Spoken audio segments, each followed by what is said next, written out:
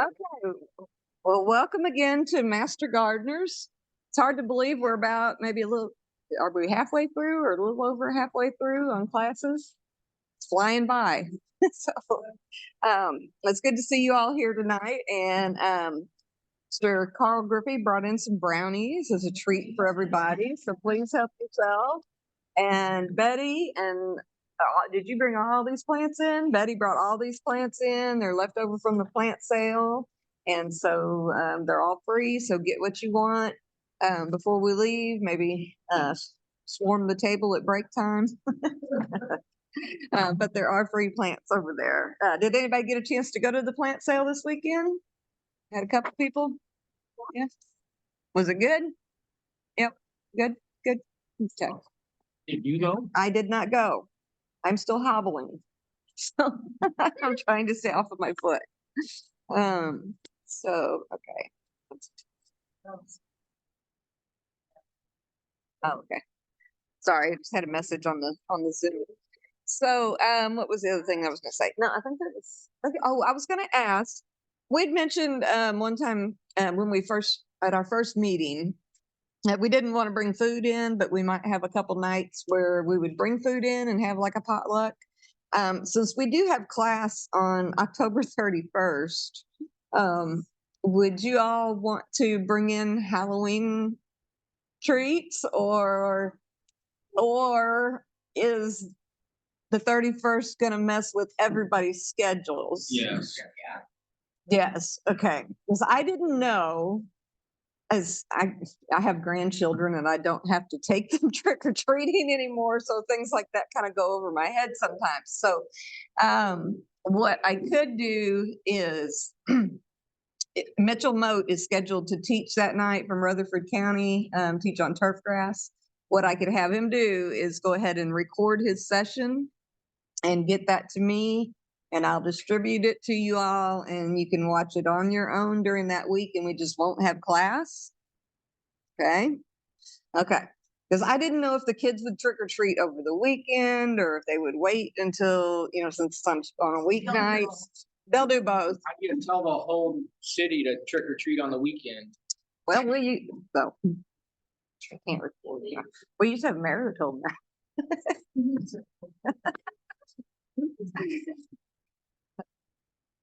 What if we do on the 24th? 24th? The Tuesday before? Okay. October 24th, y'all want to do a potluck? Cupcakes? Okay. October 24th, do a potluck dinner? And then maybe on the last night, that'd be November 14th. Maybe we could, kind of party in between. Yep. So I forgot your name. Rosie. Rosie, do you want to take control of that and take down who's going to bring what for the 24th? Yeah. Okay. Okay. So Rosie's going to put up a sign up sheet. October 24th, we'll have a potluck. We'll bring that dessert because Monday. Okay. Somebody's got a birthday. All right. So tonight, I am your instructor, and we are going to be talking about soil management in residential landscapes. And this is a little bit different. I know, it's a second class on soils, but I just can't emphasize enough the importance of getting your soil right for your gardens and your landscapes, as well as farm fields and things like that. So we're going to look at soil management and residential landscapes. There may be a little bit of review of what Hebron went over, but each instructor has a different way of teaching things. And so I'll talk about a little bit different things than what Hebron talked about during his presentation. So this is a little bit different than basic soils that we had at the beginning. So we're looking at residential areas.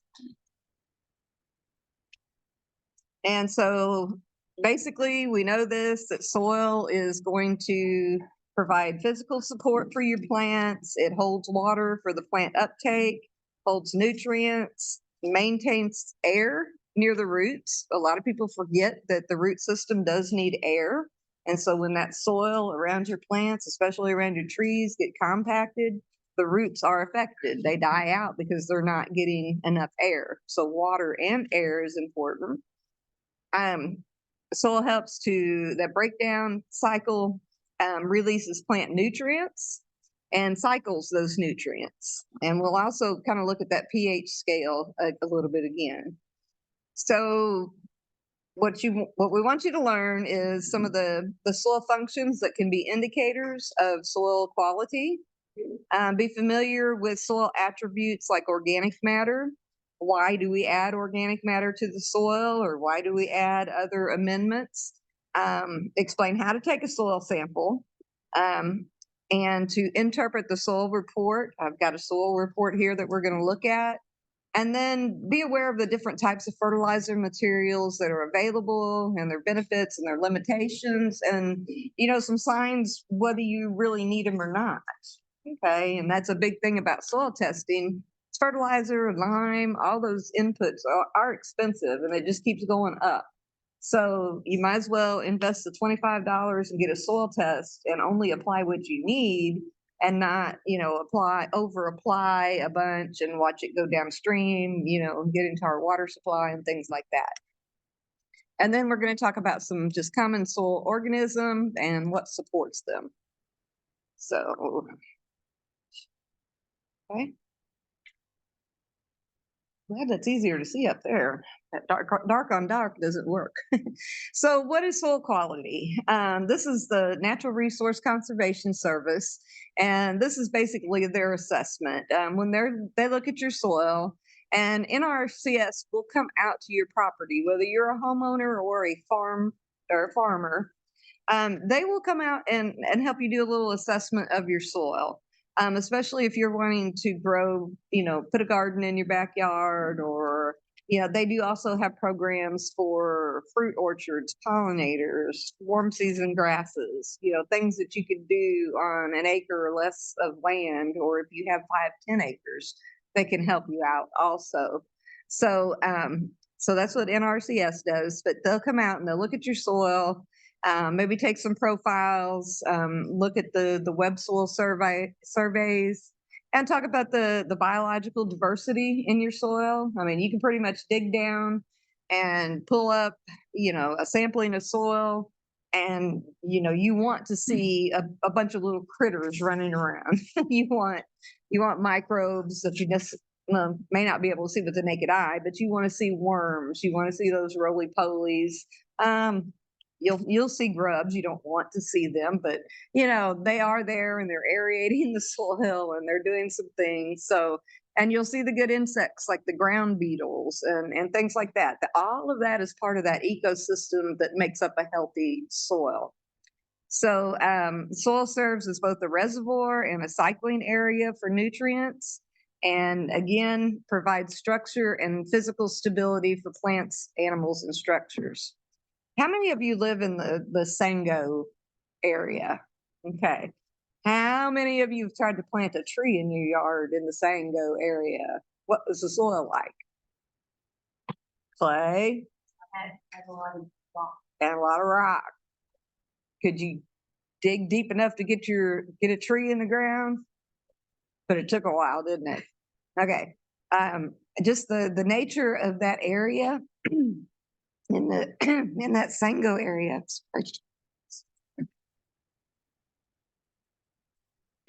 There is a limestone base, but it's a hard pan. And so you may have 6 inches of soil, you may have 3 inches of soil before you hit that hard pan, and you end up out there with an axe or something, and having to beat and to dig a hole to plant a tree. And then what happens is you're in the subsoil, or you're in that hard pan, and so the roots have nowhere to go. So they come up to the top of the ground and they try to spread out as much as possible, but they can't go deep into the ground like you want. You want them to get 6 to 12 inches deep into the ground. So then as the tree does struggle and grow, you have a storm come through and boom, over those trees go, because they just don't have a deep soil to set down their roots in. And so we'll see areas of this all across Tennessee. But I know the Sango area is one of the worst. And as we get more and more development, they just take off the topsoil and you're left with that subsoil, which is basically a dead soil. And in residential areas, you can bring it back to life. And that's kind of what we're going to talk What about. do they do with the topsoil? Do they sell it? Most of the time they sell it and then it's screened and then it's sold at nurseries as screened topsoil. Sometimes it will go back on the original site. Sometimes it will go to another site nearby. It depends on the developer. So if you're building your own house and you're working out a contract with someone, you can ask them, to pile your topsoil, cover it with a tarp and save it and then move that back. You're still going to have some issues with compaction just from the equipment, all the building equipment that has to come in and out and roll over that soil. So compacted soil is a big issue. Okay, so this table is basically an abbreviated version of the NRCS soil quality indicator sheet. And it is simply a description of the ways that different measurable features of the soil relate to the quality and function of soil in the environment. And I believe you have this in your book, should have this diagram in your book. But we look at the soil quality indicator, water holding capacity, bulk density, earthworm presence, water infiltration, organic matter, and soil structure. So to have a diverse biological soil, you're going to have almost all these things. I'm not sure why water infiltration is not there. Water and solute flow. We have all those would be good soil indicators, filtering, buffering, degradation. Your water holding capacity is not going to be affected there. Your bulk density wouldn't be affected. Then you have nitrogen and carbon cycling and storage. Again, water infiltration will not be affected there. And then stability and source of physical support. We're not really looking at the water holding capacity for physical support. We're looking for that to water the plants. So bulk density is going to hold that tree or that plant in place. Earthworms are going to help to kind of aerate the soil, earthworms and other microorganisms in the soil. And then again, the organic matter and the soil structure are all going to be part of that stability. So our organic matter, what is organic matter? Do you all remember?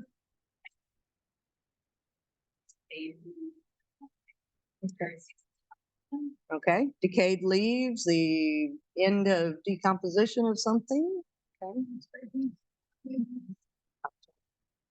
I said like fruits, veggies. Okay, it's kind of like composting. It turns into organic matter. Grass clippings? It could be grass clippings. It doesn't really have a lot of minerals in it. Yeah. It's okay. It's okay. Right. It's a lot of greens, but it's broken down. Okay. By living material that has broken down and it's composted or decomposed, and you add that to your parent soil to improve your soil structure is what that is for. Humus, you may see bags of humus,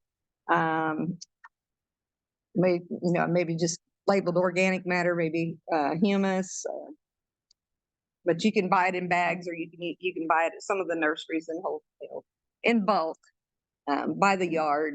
If you've got a small garden, you may just need a few bags. If you've got a larger garden, it may make more sense to go get a truckload of it. But organic matter and topsoil are different when you go to the nursery. You want to make sure you make that distinction. There's not a lot of our garden centers around here that sell broken down compost. We used to have a couple that would make up a garden soil mix, and they would take their topsoil that they got in, and they would add different types of organic matter to it. It might have been mushroom compost, just regular compost like what you would get from the compost company. mix that in with soil, and then that way you don't have to worry about mixing it up. You buy it like that. So I think Straight Line Fence still offers this, and Mary's Garden used to be the only two that I know of. But Mr. Walsh. Mr. Mulch, okay. I also have a soil. Mhm, Yeah, soil and- for garden. okay. It is way better. Hmm.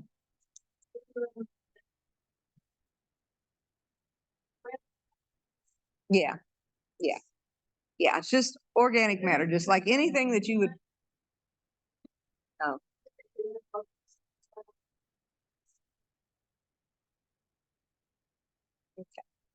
okay. Is Red River Mulch still out there on 79? There used to be Red River Mulch going up toward Guthrie. I'm not sure if they're still in business anymore or not, but they did have both mulch and soil and compost, but Mhm. It's stable or Humus. matter. So what is it? Just like very decomposed organic matter? Mhm. Yes, humus is going to be very black, very fine. Or Um, it's turned on the oil side? Yeah, yeah, it's actually better. I guess it's better than soil because you add it to that hard clay soil, and then it's got those microorganisms in it and everything, and it kind of brings that soil back to life. Is what you're trying to do. So yes. Ask if you wanna make your own compost. Hmm. I tried and it's failed. Mm. You just put like vegetables and all that stuff in there, and then you need to have water.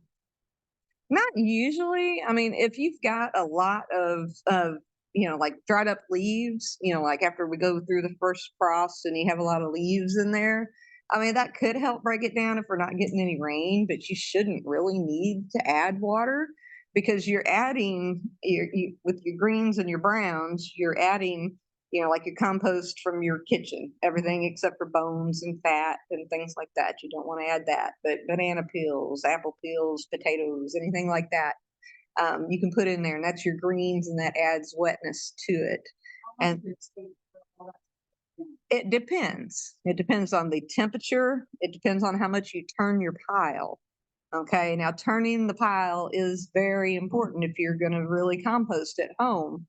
And I mean, there's different types of composters out there that you can buy, like the 55-gallon drums that you turn.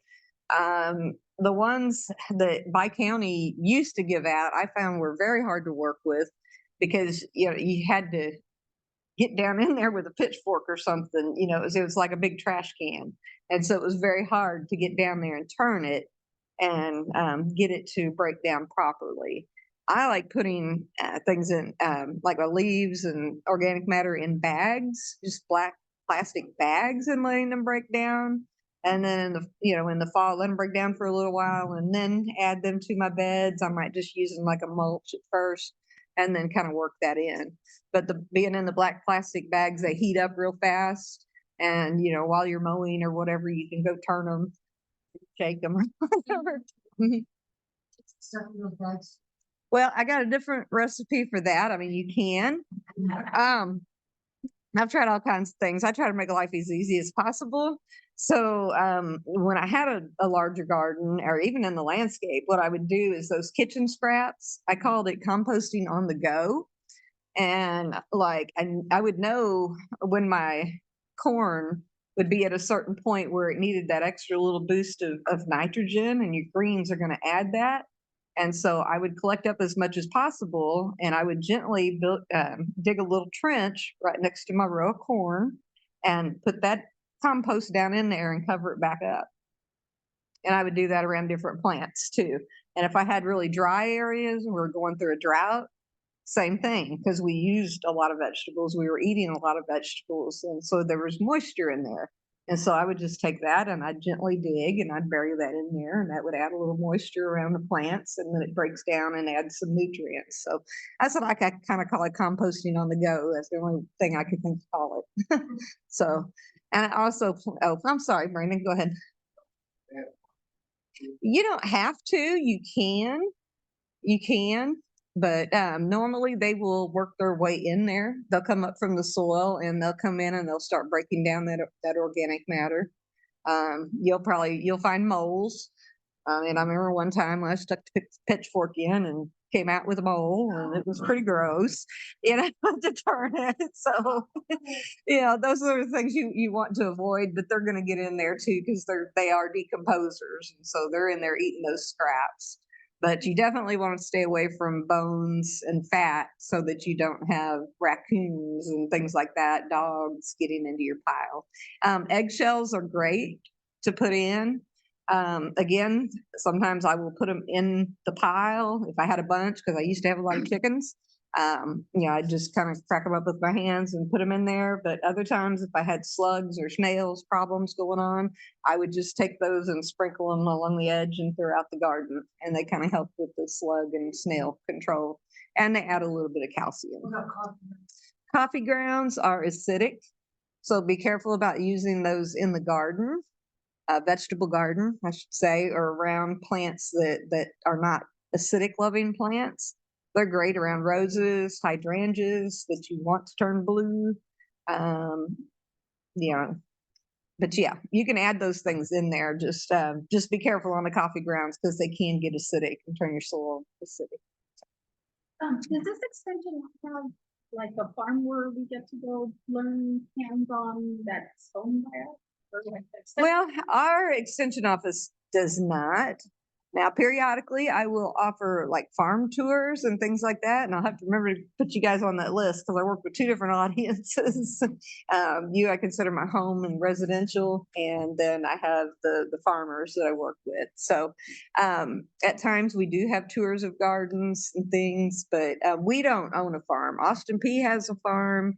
We have research centers across Tennessee, and they do different trials on vegetables and flowers and trees. And so, like during the summer, in July, usually for our July meeting, because it lands on the same day, we will travel to Jackson to go to summer celebration.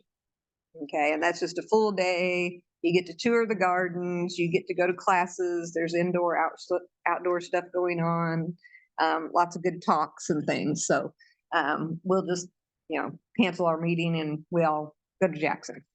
Arboretum. Yes, they have an arboretum. Mhm. And well, it's probably the closest one from here. Yes. Spring Hill doesn't have a lot of ornamental things. They're more tobacco, cattle. They do have some fruit crops, but they just don't have much up there. They're more focused on the livestock, the tobacco, and they do have hemp trials up there still going on. So look, the Highland Rim, that's Springfield. And then or did you say Spring Hill?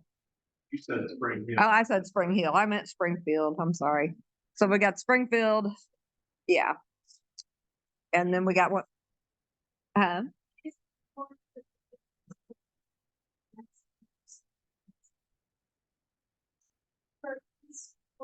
There is one in East. It's in, well, they already have one, so they're probably just doing improvements to it. I'm not sure that we've got a new one. Smaller, not quite as small. Oh, okay. Okay. Then we have those stuff. And that's it. Okay.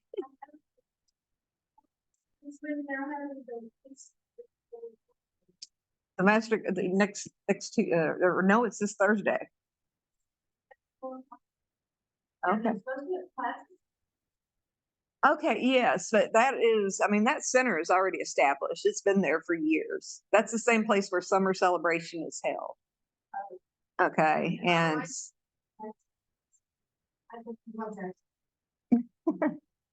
because like I said, summer celebration in July, that's where we usually go as a group. There's a few greenhouses down around in there, but it's a pretty good sized research center. And then the one in up near Cookville, they've put in more homeowner garden residential plots and things like that. So, oh, you can go to them even without being a master gardener. Yeah. So, I try to send out those notices as much as possible. Sometimes I'm over inundated with information too. So, but I guess their fall field day that they had in East Tennessee is already over too. I think they had it in late August. So, I don't know what day in July that is. I don't know for next year. It'll be the second Thursday in July. Um, Oh, that's right. So we won't have one this year. That's right. Yeah. Okay. So not in 2024, 2025. Sorry about that. They just changed that recently. It's hard to keep up with all these stuff. But we do have a new Carol Reese. I guess I can make that announcement. Carol Reese, who had been our state horticulture specialist for a number of years, probably 40 some years, retired 2 years ago. And they have hired Celeste Scott from Madison County. I think some of you have met Celeste, maybe. I know when we had our Western Region conference here that we hosted, she was here for that. So she's very knowledgeable. She's been very active about rewriting this book, getting the publications updated and things like that. So I think she'll do a really good job. So if you're going to Jackson on Thursday, you will meet her up there. So you all are welcome to go to that if you want to. I know it's kind of late in the game, but it's a half a day. Well, it's a full day for you all. I get to have fun half of the day, and then I have an in service the other half of the day. So. Okay, so we know all these things. The role of organic matter is just good for building up that soil structure. Soil structure and water. Your soil structure is going to have a big impact on how the water is either absorbed or it simply runs off. Okay, you may have a hard, compact clay soil that, especially when we get a hard rain, that a lot of it just washes off. That's where you get the runoff, and it ends up right back into the rivers and streams, and it doesn't really get down to where the plant roots need them. So your soil needs to have good aeration, okay, and that's where your insects and things like that that live in the soil come in. You can do aeration yourself. A lot of people will aerate their yard in the fall and the spring. There's two different types of aeration. One is kind of like the spikes that you would see on a pair of football shoes. Okay. Those we're finding they actually compact the soil more. So if you are aerating your soil, you want to get a plug aerator. And this machine just goes along and it goes boom, boom, boom, boom, boom, and it actually pulls a little plug of soil out and throws it off to the side. And so I think those are better because one, they don't cause the extra compaction, and then you can seed or you can add your organic matter, and those little holes, they fill up with the organic matter that you're putting over the top of that. And so doing that every year, especially if you have a new construction soil that's really poor, doing that every year after every year, you're adding more of those nutrients back and building that soil structure back up. But it takes a couple of years, 3-4 years, to get some really good soil going. So, and of course, we got the water movement, water holding capacity, and then your soil biology. So if you look at these pictures here, in practice, you're going to see this is a hard, compact soil. Weeds love it because for some reason our weeds seem to have a very aggressive root system, and so the weeds tend to be able to get through that clay when nothing else can. But you can see that just looks coarse. I mean, it looks like a tough soil. This one in the middle is a little bit better. You can see the roots going down the top couple inches. Well, there's even some there. And then, but the one on the left is what you would really like to see after putting organic matter down and maybe doing cover cropping amendments, organic matter. That would be what your soil, what you would want it to look like.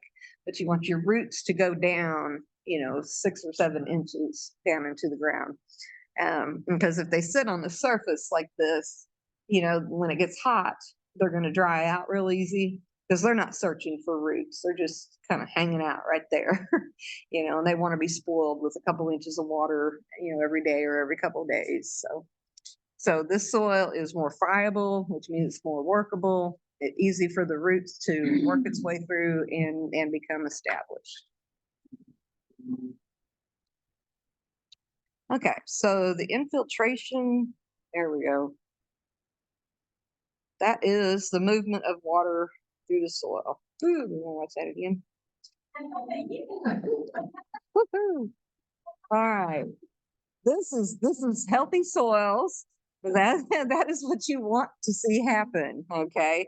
You don't want to see it hit that surface and go vroom, down the road, down the storm drain, back to the creek, or back into the rivers, or back into the water treatment plant, which is actually where all our water runoff goes, is into the water treatment plant. So basically that's what you want to see. Pardon? Do you get to tour that? And do you feel it's like, Well, we could plan some field trips. You come up with all kinds of good ideas. I don't know if I want to go to the water treatment plant up here. well, I haven't been to the one here. Yeah. Those are. Oh, okay. I haven't gone. Oh, okay. Possibility. Start your list. Put it on that list. Okay. Put it on that list. So, but anyway, you see your sand grains, you've got your pores in between, you've got some organic material, and you want a lot of pore space in between there. But too much, would drain off too fast. You don't want that either. So there's got to be some kind of happy medium. I mean, we've got to think in the real world. Nothing's going to be perfect. Compaction, working the soil when it's wet, working it down to the same depth each year. And that's a lot of what we see in traditional farming. You hit those fields and they only till down to a certain depth. And so they create a hard pan. And sometimes they have to go through with a piece of equipment and actually rip that soil 14, 18 inches down so that they will get that infiltration of water all the way through the soil. So they need to bring some of that that's down below up to replace what's being used up by plants. That's why I like cover cropping so much, is the cover crops put back in the soil what your economic crop is taking out each year. So now this one doesn't have animation in it, but yeah, you want the porous, the loose fitting crumbs and blocks. That's pretty much what you want on the top. And then as you go down, it's just going to get harder and blockier, and that's just your parent soil. And there's a number of different types of parent soils. This here, you have very little topsoil, and so you're going to see crusting after it rains, and that can affect your garden, especially if you planted seed and then it gets that hard crust over it. It's hard for that little seedling to break through the crust. But if you have good organic matter, it's going to be able to easily come up through there, and then the roots grow downward the way that you want them to. So in some soils, you're just hitting those tightly packed areas very quickly. But if you go to, like I went to Oregon one time on a study tour, and we were out looking at the nursery production, and they were digging some trees and stuff. It was in the fall, digging the trees, and the one lady, I think she was from, I can't remember where she was from. She was in Tennessee, North Carolina, somewhere where they had bad soils like this. Anyway, she asked the gentleman that was giving us the tour, "How deep does your soil go?" And he just kept looking at her real funny. It's like, what do you mean? How deep does it go? It goes as far as you can dig. They said, why? He was just very puzzled by this question. And I was laughing because I'm like, Tennessee, in Missouri, I said, and then I finally said for her, I said, where we come from, I said, you may have 2 or 3 inches of this that you all have, and we can't dig any further. And he's like, oh no, he took his shovel and just started digging, and it's like, oh, we want to take some of that home with us. So, in the northern areas where they have a lot of peat moss and it's just a different soil structure, you can dig just as far as your shovel will reach. If you go into the Boot Hill of Missouri and some, the river bottoms and things like that, you will find that type of soil that is really deep. It's really dark colored. It's really fertile. But we just don't have that. It's like every time I go home and I go through Cape Girardeau, I just want to fill up the trunk with soil and bring it back little by little. I should have been doing that over 25 years, but just everywhere you go, different types of soil. Ooh, look at there. Oh, boom. That's what happens with your, do it again. This is what I'm easily entertained. But this is what happens when you have a compacted soil. Basically, very little soil gets down into the structure. You've got the pores, all your little pieces of soil, very compacted, very hard, and so it doesn't get down there. So your water or your plants don't get the water that they need.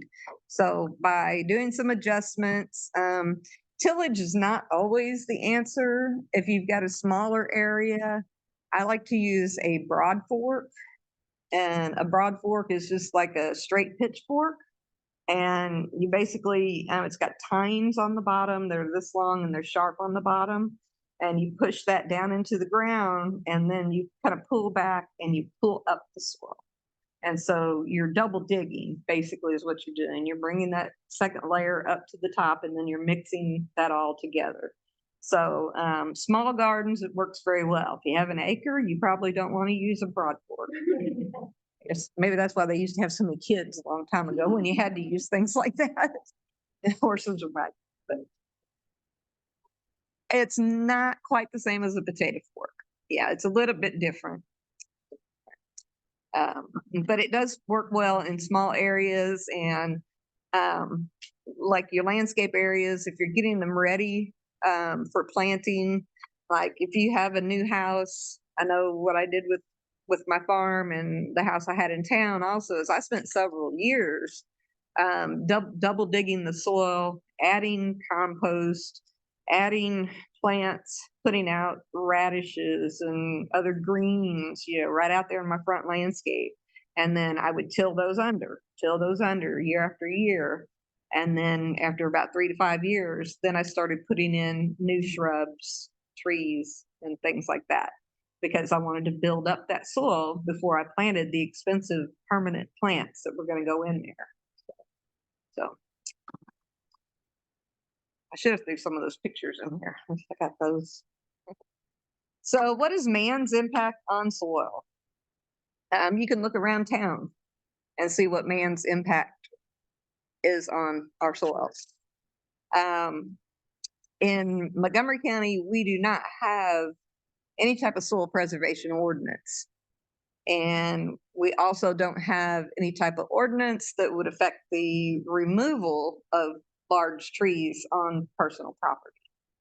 And so that's why you see when the developers go in, they will just bulldoze down the trees, and rather than doing something with them, they'll put them in a burn pile. Okay.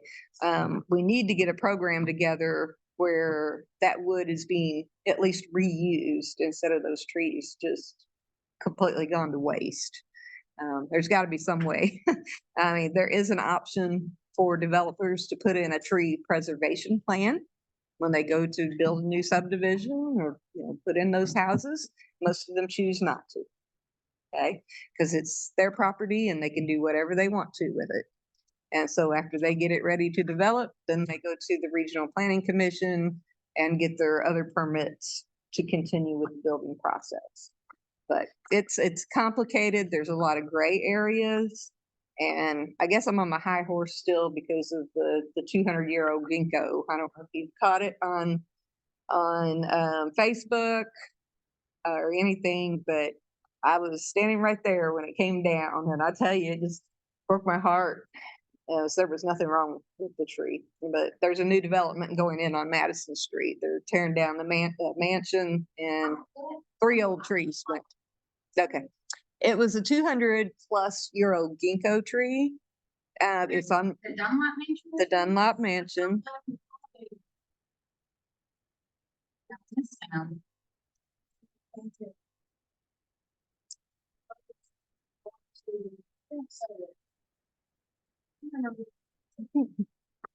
I'm recording. So, but those things as they continue to happen, just overall affect the community. That had an impact on the community as our canopy cover downtown. The more trees you take down and you plant these little ones that are not going to get big for another 50 years, you've lost your canopy cover. You've lost your shade. The heat mitigation is the The big heat issue, mitigation. right? Yes. Yes. A lot of concrete. A lot of concrete. You got more concrete. So the green infrastructure is going away and the gray infrastructure is taking over. And so, yeah, you have increased heat, you have increased stormwater runoff, heating. Oxygen. Yeah. Yeah. Pollution and heat waves, but in heavens, they don't care about pulling and taking down hundreds of trees. And look at how much carbon dioxide they take in without oxygen. And in that case, because it was on private property, there was nothing that I could do or the city forester could do. So anyway, okay, so removal of topsoil, compaction of the soil that's left behind. Those 2 things will increase erosion. When you have lived in a place for a long time and then all of a sudden there's a subdivision that goes up next to you or around you somewhere, you start to see erosion come in on your property. And then something has to be done about that. Okay, and so you lose that organic matter, you lose your soil, you have more runoff, and you just have soil pollution, you have the infiltration, the runoff. There are ways to solve these problems by creating green spaces within these new subdivisions where you do have a place for runoff. You can do rain gardens where you've taken out trees. Things, plants will help to soak up that water and or else slow it down as it's coming down the hill. So it's absorbed into the ground and not just running off. So when you put a concrete ditch, basically, I can't think of what you would call it. I see it all over town. When you put concrete down the ditch, as that water goes down, it just increases speed. Okay. And then wherever it hits, it impacts and causes more erosion. So it's, yeah, my soapbox here. I'll get in trouble. So what do you do if you think your soil or your site is not ideal? 1, soil test. You won't fail it. I thought that was funny. You can't fail your soil. I had a Coke right before the meeting. All right, so organic matter additions. So that is going to be an ideal thing to do. Site management, surface cover, making sure that you do not have bare ground. And that's why I'm a big, proponent of cover crops, even in small garden areas. You always want to have that soil covered with something, okay? It could be some type of annual grass. It can be a cover crop mix like we're going to talk about here in a few minutes. Just something to cover that soil, reduce the erosion, but then it also helps to build up that soil structure. And amending the soil with your compost, your organic matter, that's going to add some nutrients, but it's based on your pH scale. We talked about the pH. You have a baseline. 7 is basically neutral. And then anything below 7 is going to be on the acidic range. Anything above 7 is alkaline or sweet. So, and your sweet spot would be at 6.0, 6.5 for most crops. Now, when you get into blueberries, rhododendrons, azaleas, and hydrangeas and other crops, you do want an acidic soil. So it just depends on what the plant requires. And you can't tell by looking at it, whether it's acidic or not acidic. So sending it to a lab and having it tested is one of your best investments. And I've got a sample to show you here in just a minute. So let's see, raised beds. I mean, if your soil is really, really bad and you can't do anything else with it, you can go with raised beds, container gardens, with your soilless media mix, like your BMX and things like that. Potting soil. Okay, all right, here's where, let's see if I can minimize this.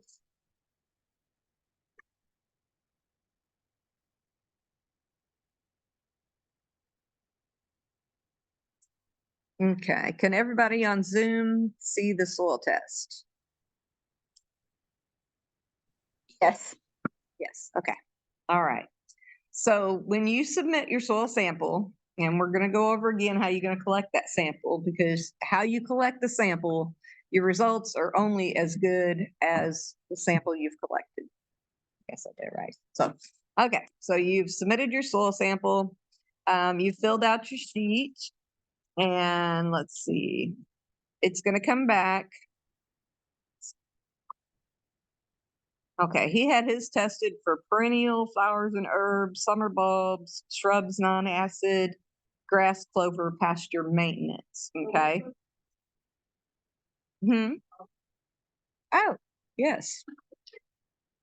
I asked them. I didn't. I'm sorry. I wasn't looking behind me. Hmm.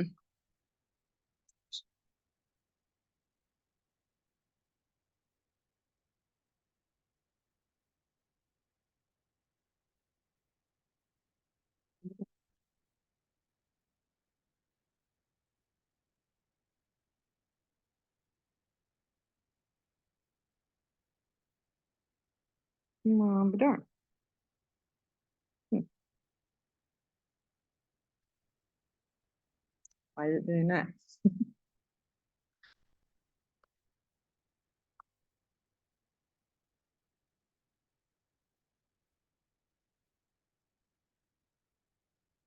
Okay, so one of the other audiences is not going to be able to see this. Mm-mm.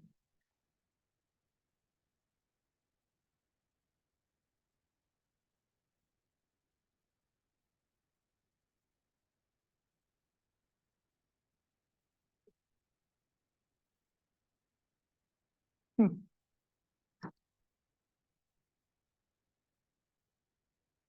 I'm sorry. I'm not sure why this is not showing up for us, but it's showing up for them.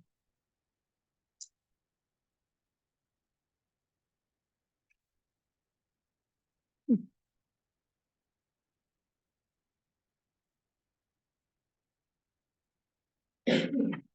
Should make it full screen. Okay.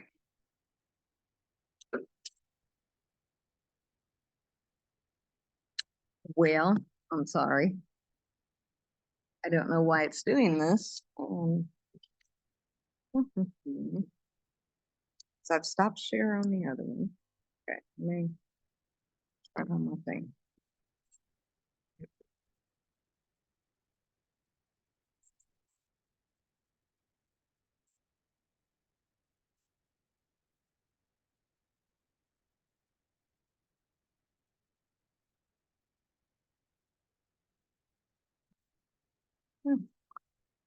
I have no idea why it's not sharing.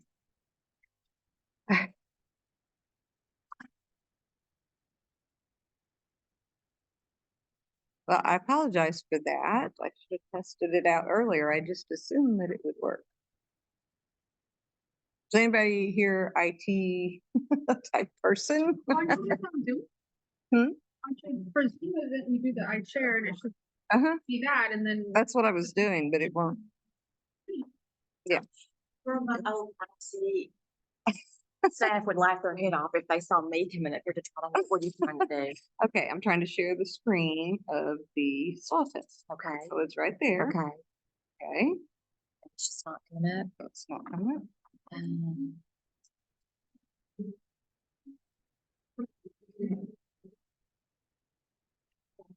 Okay, so here, where is, okay, I see, like, you're in your slides right now, right? Mhm.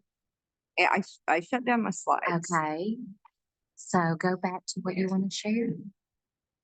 Oh, that's the one you want to share? Yeah, they're seeing it, but we're not seeing it. So when I do share screen, Okay. this, There's a number two that's popping up there. Now, we're just, Where? where? Your screensaver by some when I chance? did this, Is that your wallpaper? yeah, that's my back. Okay, so wonder why that's showing up. Now I messed it up completely. Don't- Uh, It's been a hot minute since I've been on. okay. Let's take a 10-minute break and see what I've done here. Are we in Google Slides? No, Okay, what are we we are in in? Like PowerPoint? Zoom, and this is PowerPoint. Yeah. Okay. Can you add the PDF to your PowerPoint slides? If Okay, that makes any we'll sense. be right back, Zoom folks. Okay. So just gonna close that. Oh, there we are. Right, screen sharing has stopped. Okay. Now, Is it Zoom? Is it? Yeah, this would be the screen. share screen. Share my screen. Okay, so it's sharing them. So if you click something, Zoom participants are seeing it, right? Right, that's what. Okay, so that's cool, but then you're not. So I think what you should do. No. It's supposed to be. Okay. Yeah, because somehow we're seeing. Now you're just using my back now. Yeah, we're just seeing your screensaver. Yeah. Or your wallpaper. Yeah. Oh, maybe.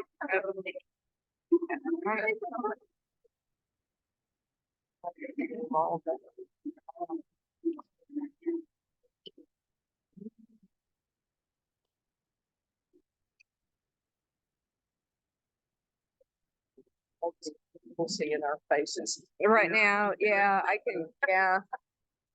At least they know we're trying. Do something, yeah. I saw something coming in on that. It was over on the left. You had a window. Yeah. Oh, I saw that at first when she was. Right, Okay. yeah. So yeah. when I do function, this should give me the double screen. Right.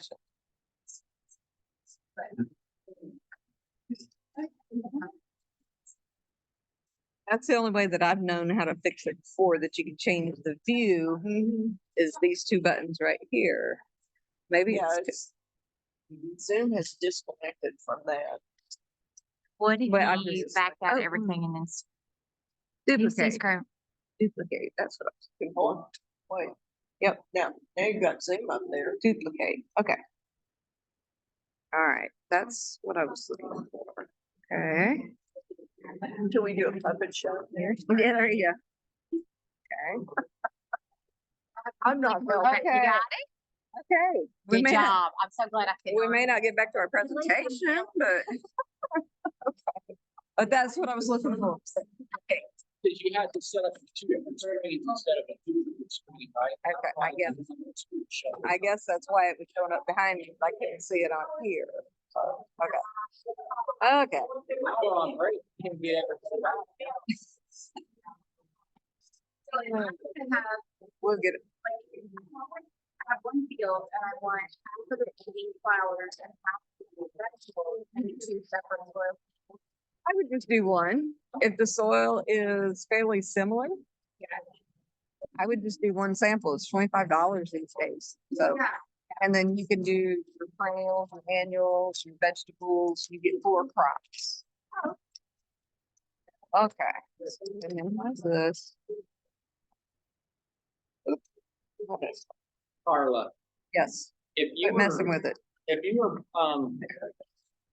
if you're gonna throw out a bunch of grass seed on a half an acre of grass, would you cover it with anything or would you just throw it out? On that large of an area, I would probably just leave it be and try to do it right before a good rain. But you need to get your grass crops out before October 15th is usually your date. As you get further and further into the year, we get closer to that frost date. And if the young plants are up and it frosts, it's gonna fall. I'll just. But I mean, just small areas in your yard, I would cover them with straw. Or you can put organic matter down over the top of it. Is there a problem with covering the seed with straw? Cause I've seen that very commonly done, Yeah. but, I was talking to a company, I won't say the name. And they were suggesting not peat with straw. Yeah, They were suggesting peat moss or nothing. well, peat moss would be good. Only It'd be, because they say that the straw, you increase your likelihood of mold. but it depends on how thick you put it on. Yeah. So, yeah, there's gonna be pros and cons to both. And so, I mean, you want to put a thin layer of straw over it just to kind of protect it and hold it in place if it rains. Protect it from the sun, Yeah, the birds. yes. Well, usually your seed is coated unless you're getting an organic seed. But most of your seed comes out and it's covered in it looks blue or green or whatever. That's a fungicide, insecticide type thing. So it's been treated with chemical, and that's to keep the birds things away. So, but I got it. Oh, other things that you can see is the sod with that plastic netting. Do not use that stuff. yeah. We had a field trip and we were at, or it wasn't a field trip, it was a small farm expo.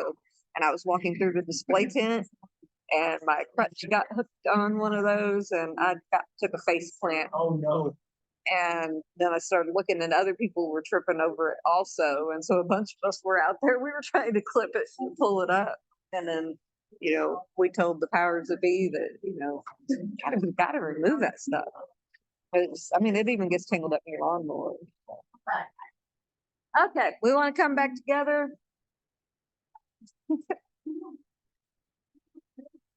Okay.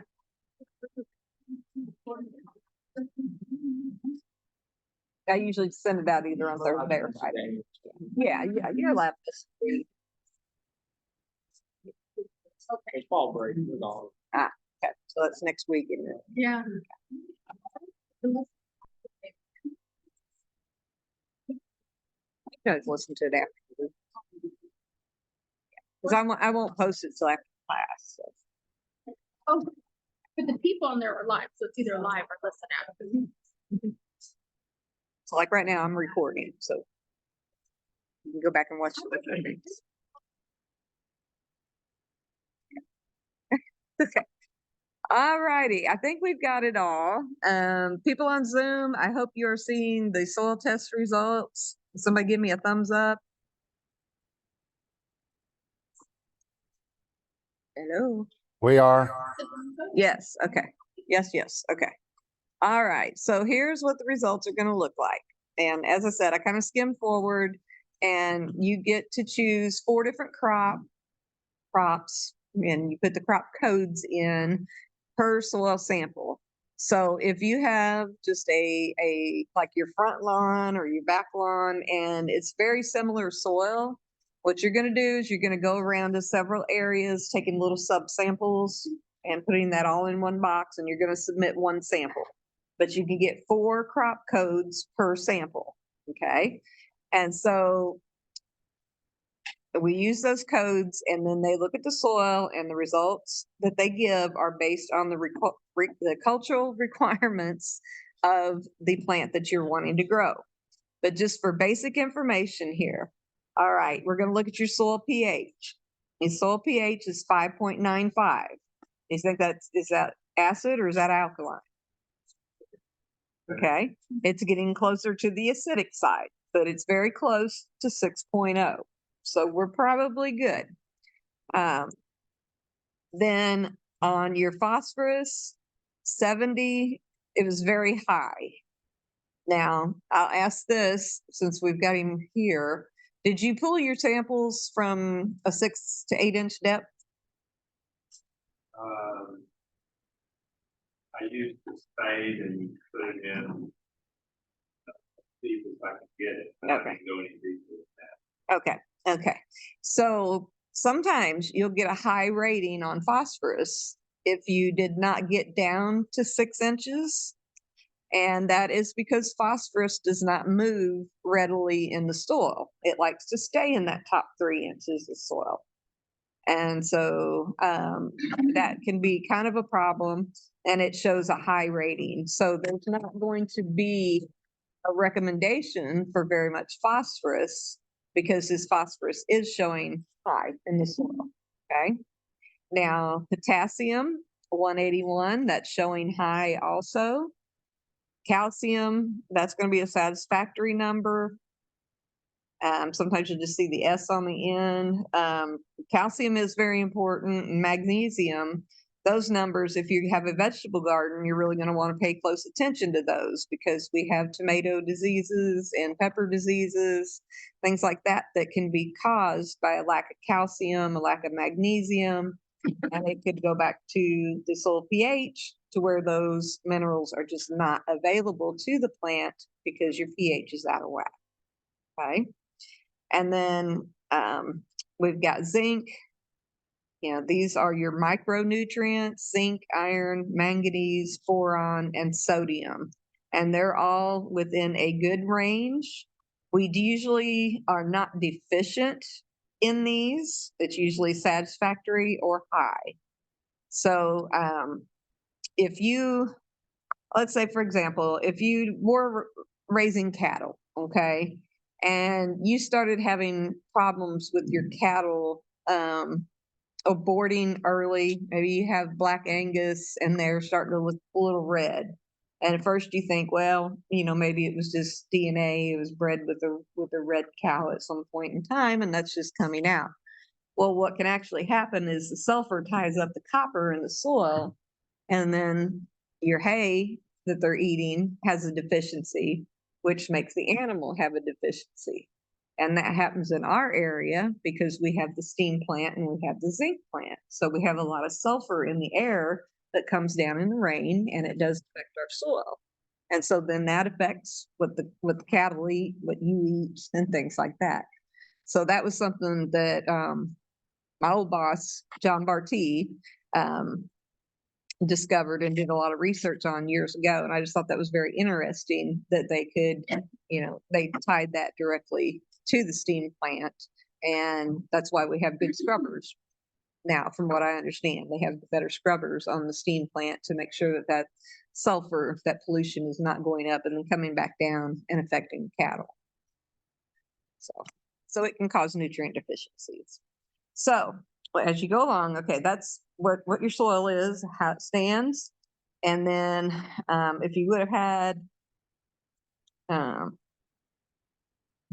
they should put this all on one page. Okay, so they're going to give their recommendations.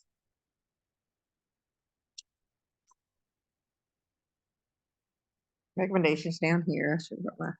Okay, so we see nitrogen, phosphorus, potash, potassium, and then this is the rate, and then the pounds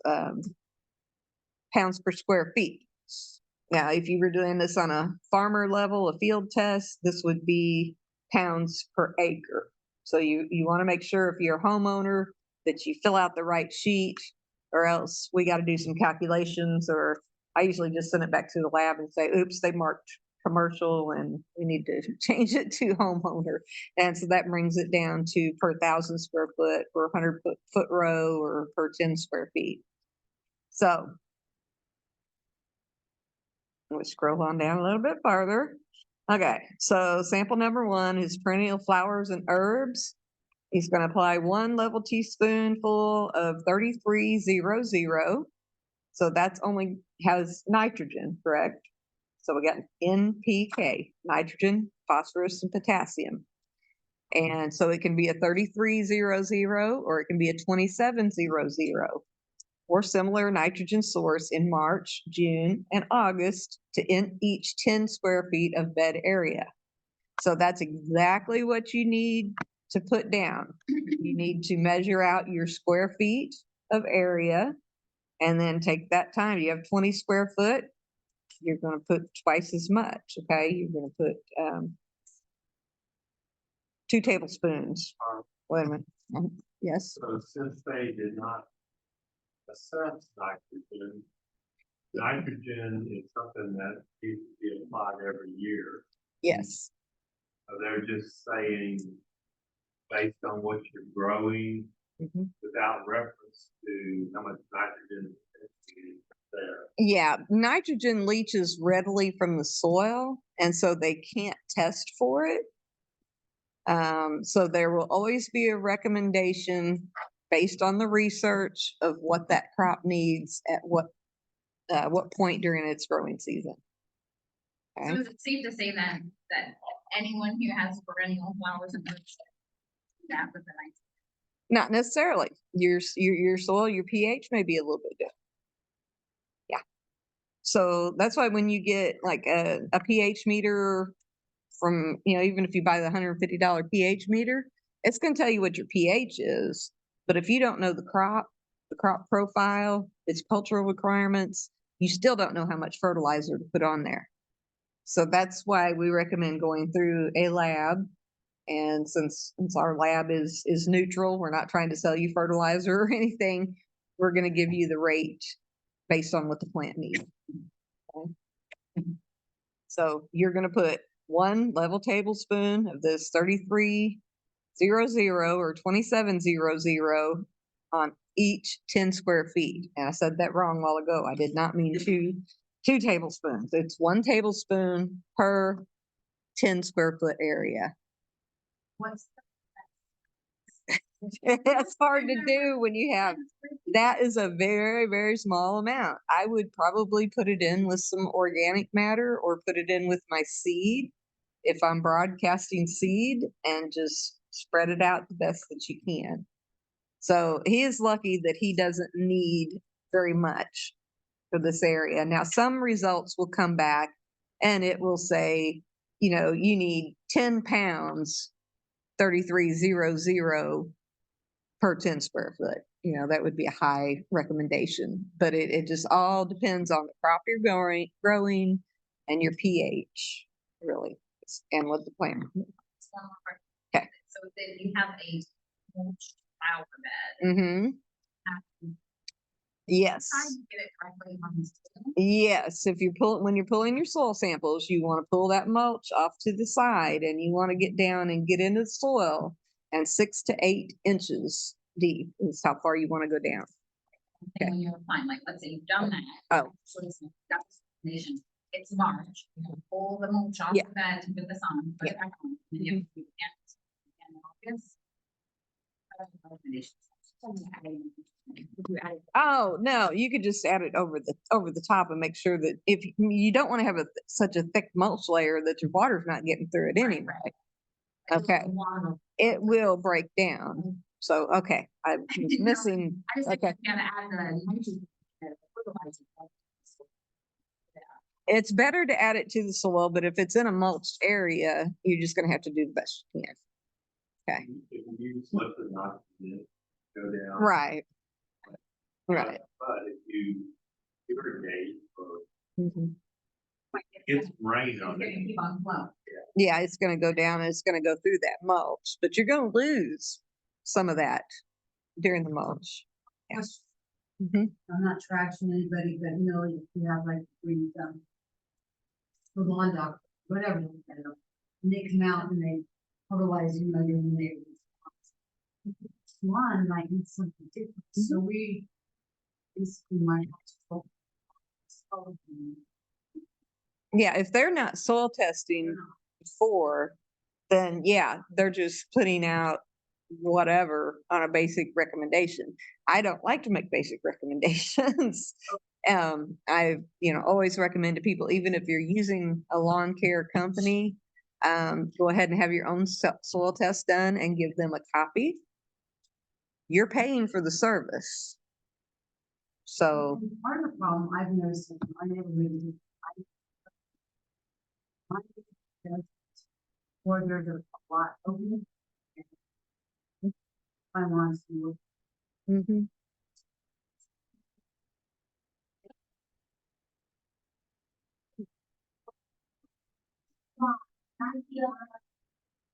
Yeah. Well, unfortunately, I'm the neighbor you don't want to live with. Yeah. I just call it a wild pollinator garden. And it's turf is tough. I mean, if you want that perfect golf course lawn, you've really got to put a lot into it. And I don't remember if yeah, he did pasture maintenance, but not Don't plant Bermuda grass on flower beds. no. Bermuda grass is going to be very invasive, and we'll learn about that during our turf class. But we can grow two different types: the warm season and cool season grasses very well. Um, well, we can grow them both, but we can grow neither really well without a lot of work.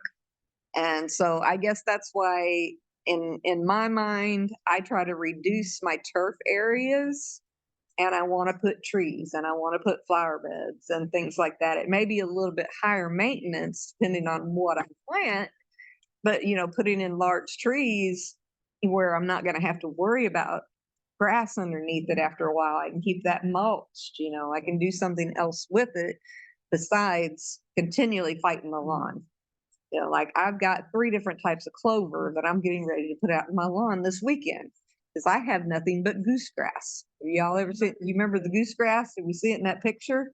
It's that stuff that lays flat on the ground and you can't hardly get the mower on it, and it's got little seeds stick up, kind of like a goose's foot, and you can't hardly mow it. You can't hardly mow it. It's a clump. It kind of lays on the ground. I mean, your best bet is kind of pull it up. I'm going to, yes. I got somebody coming to kind of rough up my soil a little bit. And then I'm going to get some fescue, and I've got a cover crop mix that I'm going to put in some areas that I know that I'm not going to mow. I want to get into a no mow zone and just do more pollinators, vegetable gardens, flowers, things of that nature. So, okay. So does that make sense? I mean, you think you'd be able to interpret a soil sample? Okay. Okay. Because I mean, you can always come in and I have access to this. So if you send off your soil sample and you get it back, you just call me up, give me your lab number, or I can look it up by your name, and we can sit there on the phone and I can look at it and we can talk about it. Okay. So if something doesn't look right, it's a little wonky. Because I have had people that have come in and they grab the wrong field submission sheet. They get the one that's more for commercial agriculture rather than the homeowner. And so everything's come back in, tons per acre and things like that. And we got to make those adjustments. Yeah. They're like, what do we do with this? So, yeah. So, but the lab has come a long way. We've got some good leaders up there, and even after you've done this for years, some of the calculations you forget if you don't do it every day. So they're really good about helping and reminding us how to do these things. So. Oh, ma'am. No, I have gotten lenient in my old age, and so we just do the pre-test and the post-test. It'll be the same test you took on the first night, and then I just go back and I judge your increase in knowledge. I have had that happen. It kind of throws the whole thing off. I may change an answer. No, no, it does. It does make a difference. If you go backwards, and I have had that happen, but you just have to kind of explain it. It's in the scientific part of it. So okay. Let's go back. Let me see if I can get back to my slideshow.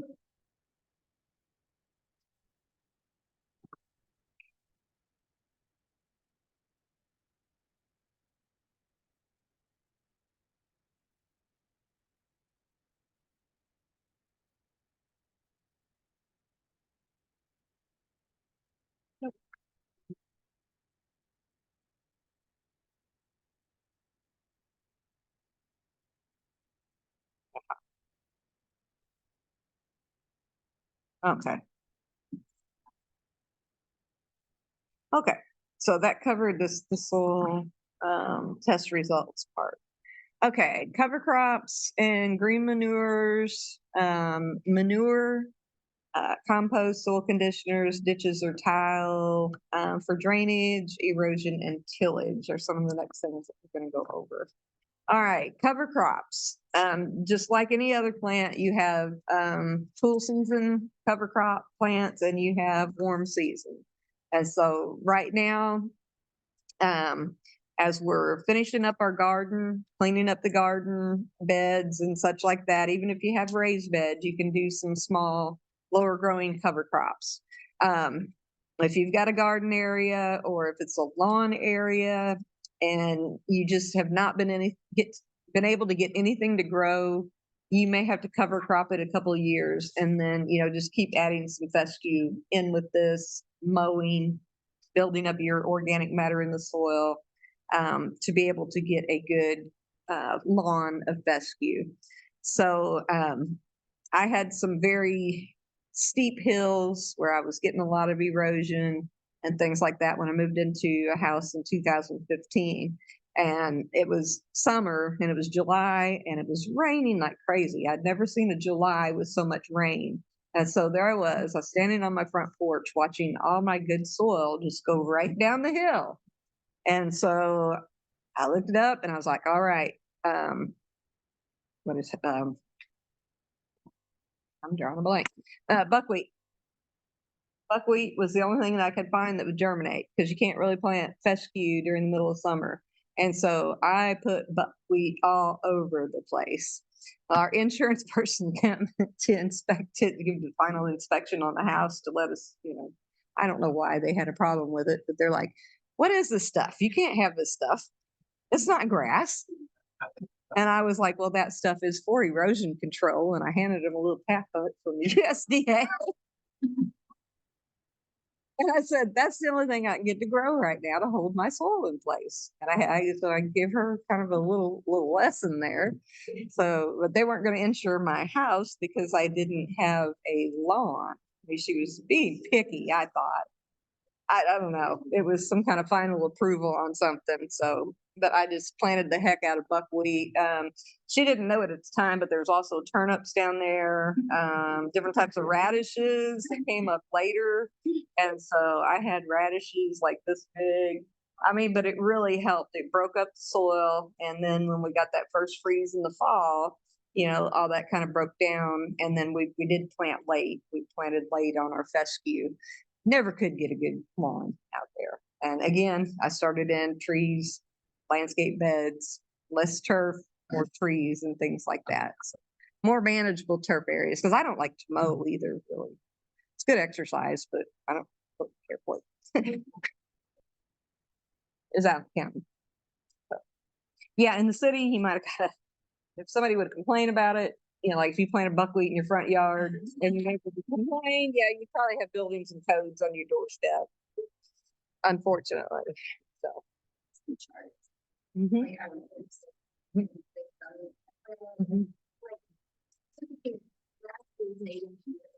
Mhm. Road to the roots Mhm. and control erosion that way. Yes. So Yes, if you can get them established. Mhm. Mhm. Yeah, your native switchgrass is one of the most common ones. Switchgrass, and there's tons of different varieties of switchgrass. And you can plant it from seed or you can buy it in like 4-inch pots or 1-gallon pots. I mean, I wouldn't recommend trying to do a whole lawn with it, but maybe incorporate it into your landscape with your trees and shrubs, just to make that overall landscape design. So it adds some different character, but it's also good for where you have erosion areas or you have those ravines starting in. an area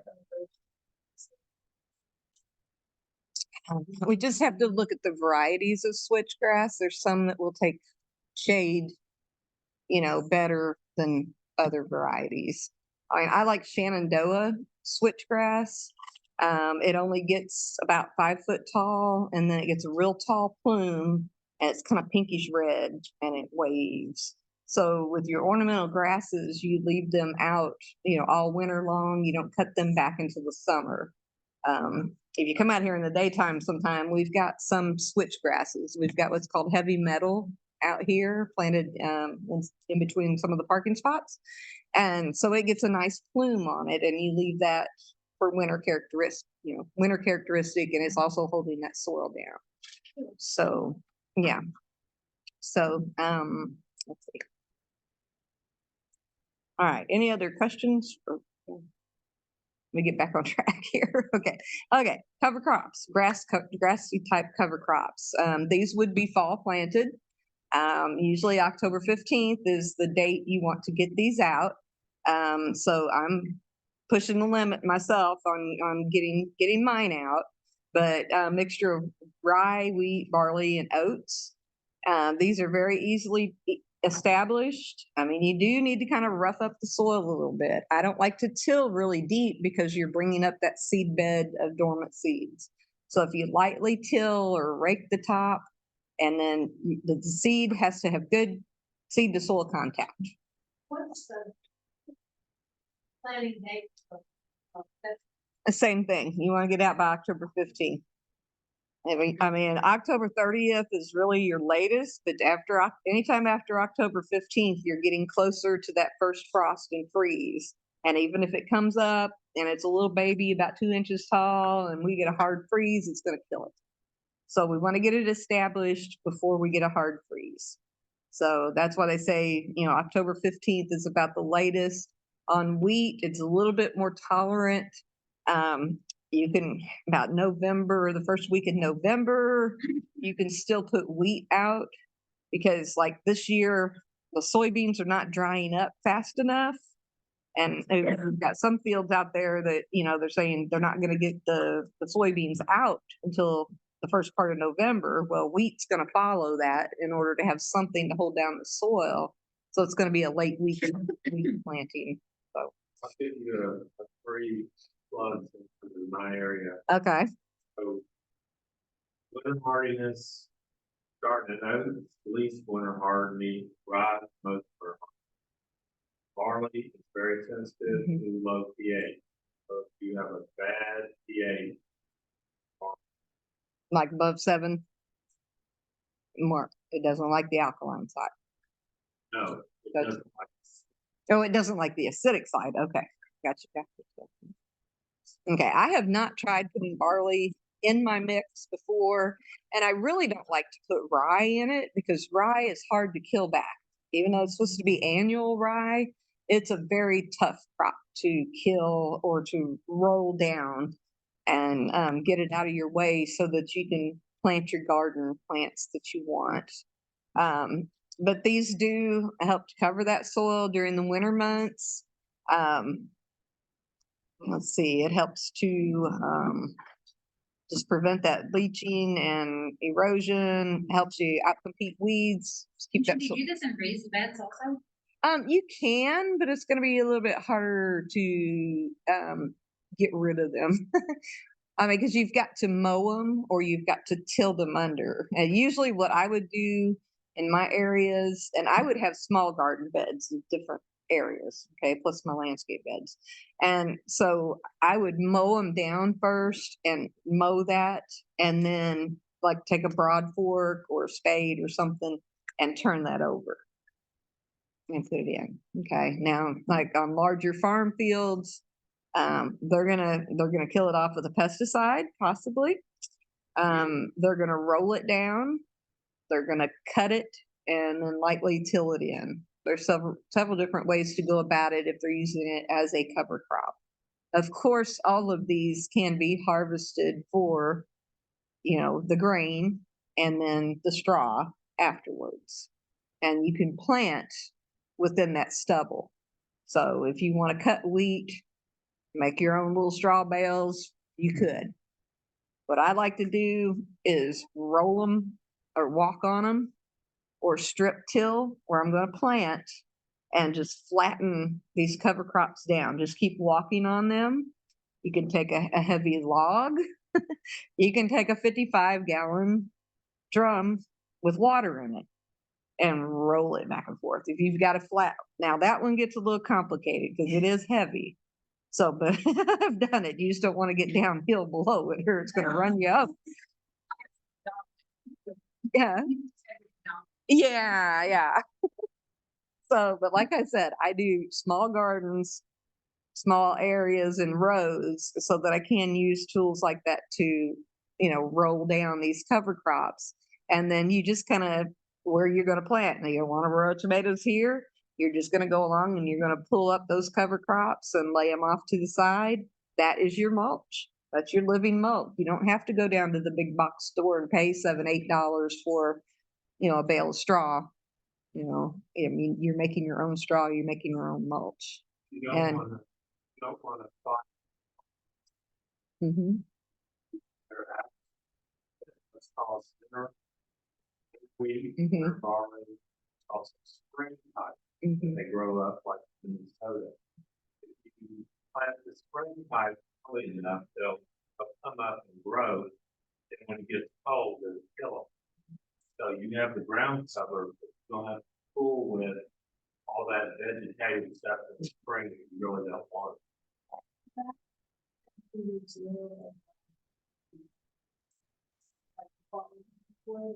So We'd have, it's gonna die and then you fill it in or whatever and then leave it. and with these, with your cereal or grain, your grassy cover crops, you do want to have a lagoon. Okay, your clovers, hairy vetch, field peas. If you just have a small area, I'd probably stay away from the hairy vetch because it is very invasive and it will be hard to get rid of. Okay. It can be used in pasture land and they'll just bale it up with the hay and it's fine to feed to your cattle, your animals and such like that. So, I love the red crimson clover in the spring. You have to give it a little while to come on up and let it bloom. But the different types of clovers, they're going to naturally add nitrogen to the soil. They give you that spring color, bring in those early pollinators, give them something to feed on, fix nitrogen. Weed suppression is awesome. And if you include some mustards in there, just put a few packages of mustard greens, some of the daikon radishes or the other white radishes that get really long and pretty good size. You could put the carrots out. All this is fall planting. Okay. And some of it you're going to be able to eat next spring if you want to. What you don't want to eat, you just kind of till it under and you give it back to the soil. And you're basically feeding the soil to feed your plants. I see all cover crop in the area where we want rows, Mhm. right? So say 4 by. Mhm. You want to stay away from veg in that kind of area. Yeah, I would. Okay. Well, you just may have to keep it cut or keep it mowed. You can still, take like a small mantis tiller and keep your rows around your plants clean, or hand removal. I know that's kind of a big area for hand removal. Yeah. Okay. But it is important to put together a diversity of crops for your cover cropping. And like I said, it's a lot of different reasons. I mean, I like it aesthetically. I like it because it builds up the soil. You put in your own nitrogen. You're building up that soil structure so that the roots have a happy place to live and things like that. So, but like she was talking, I already said that the strip tilling, you would just till out an area, plant your crop that you want, and then in between the rows, you're going to lay that cover crop down, and that's going to be basically your mulch or your weed control in between. All right, let's see if but there could be a lot of biomass. I mean, left over. You may want to rake it and use it in different areas in your yard. You could put it around your trees, your flowers. If you need to do something with that excess biomass that's left over. Okay, buckwheat, it's a summer annual. You're gonna plant it, around mid-April, after we're pretty much past that freezing point, because it does not like freezing. It'll kill it back, but I swear the buckwheat seed, you can just throw it on bare ground and it will take root and grow. And it gets, maybe 12, 18 inches tall. And then as it goes to seed, yeah, this is another stress reliever for me, like watering the garden when I get home or weeding. I'll go through the buckwheat and I'll just pull off the seeds and I'll replant them. And that way they'll come back up again. And I do that with other flowers too. I deadhead them so that they'll come back. It's just, like I said, it's a stress reliever. It can be a little bit if you're doing like a whole acre field in it. Some people consider it invasive, but if you cut it back and you don't let it go to seed, like if you're baling it for hay or you're bush hogging the fields and they're not going to seed, it's not going to get invasive. So that's how you control that. Just don't let it go to flower. But it's easy to pull out of the ground and just lay down as we control, and it'll break down, and it actually adds phosphorus to your soil. It's one of our best cover crops to add phosphorus to your soil naturally, and it's going to be naturally quickly available to the plants. Oh yeah, they love it. They love it. When I did my whole yard in it, I could sit out on my front porch and it was just, I mean, there were so many bees out there. There were so many bees. And so I left sections. I had strips of buckwheat. I had fescue and I had strips of buckwheat. And then I found out there was red buckwheat, pink buckwheat. So I had white buckwheat and I had a strip of pink buckwheat. That's different. I garden like nobody else. So mustards and radishes. Okay, the radishes, of course, are going to grow deep down into the soil. And with our hard clay soil, they do help to break up the soil. And I was really amazed the first time that I tried this concept. And after the first freeze, I went out and I looked where those radishes had been, and there was literally holes in the ground. You could see where it was all rotted and stuff. And I was like, oh, this is cool, because I'm a plant geek. So, but it is kind of neat to think about that. We did get some that we ate, but the rest of it, the soil ate, basically. Mustards have a pre-emergent weed control property to them. And so if you plant a thick plot of mustards as a cover crop, till that in, double dig it in, however you're going to do it, and let it break down, and it will actually keep weed seeds, and other seeds from germinating. It's not just going to hit the weed seeds. It doesn't know the difference between a flower seed and what you're considering a weed seed, okay? So it will, like I said, act as a pre-emergent, so you don't have to use a synthetic herbicide. So, Beets. beets. Are they kind of like that? Well, beets will help break up the soil. Just leave them alone. Oh my gosh. No, bring them to me. I'll can them. But yes, they do the same. They do the same thing as any root crop is gonna. So yes. So anyway, it adds to that biomass. There is a mustard gas. Since I remember this. You can't fumigate your fields. There was an old chemical they used to fumigate the fields, especially like plasticulture strawberries or vegetables where you're planting the same crop in the same spot year after year. You would have to fumigate your fields. Well, a lot of those things, they were found to be dangerous and they were taken off the market. And so mustard is actually what mustard gas was made out of. I mean, unfortunately, that was used to kill people. Okay.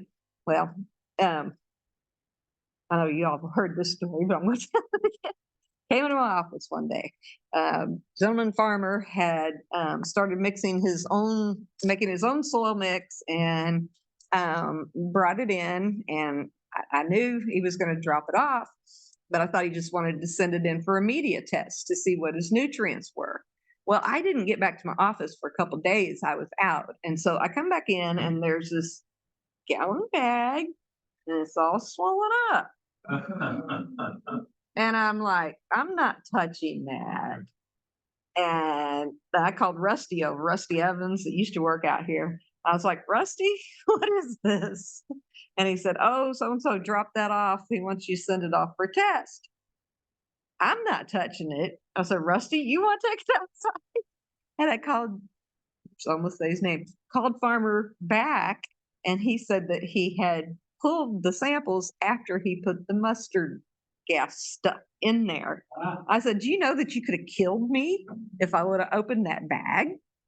Because I mean, it had swelled up. It was, it was expanding. It's a gas. I was like, you could have killed me, man.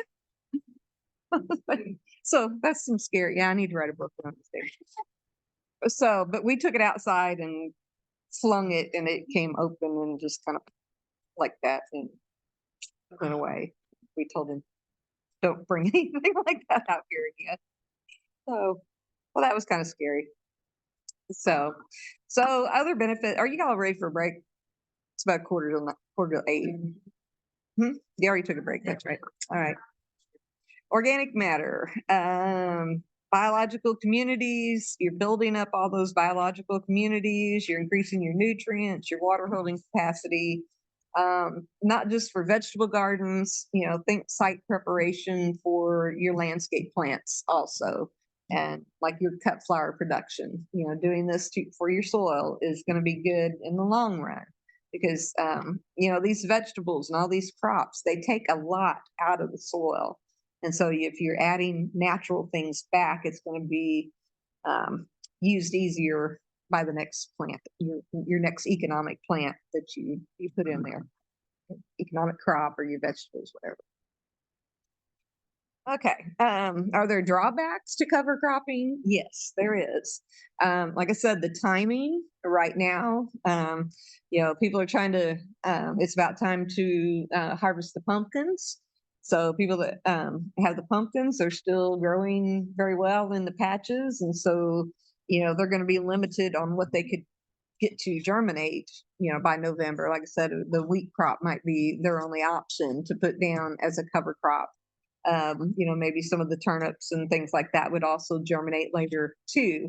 But some of the grass-like crops can really be hurt and killed back by that first frost. So your timing of getting one crop out and getting a cover crop in, having the equipment, like I said, if you're on a home garden scale, it's going to be a lot easier just to kind of double dig, use your broad fork, be able to manage those areas and with tillage, till them in, cut them down with the lawnmower and then till it under, things like that. But if you're in a larger, area, I don't know if I have any pictures in this one or not, but they have what's called a crimper roller.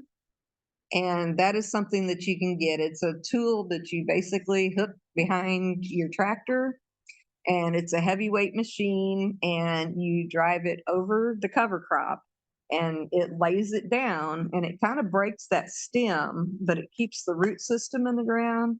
And so the microorganisms are still working on the roots of that plant. Eventually it will die, and then you'll just have that layer of wheat and oats, and that will be your mulch. So on a larger scale, they do have what they call a crimper roller, and they'll take that across the field and they'll roll it down, and then they will either strip till or they will use what's called a no-till drill.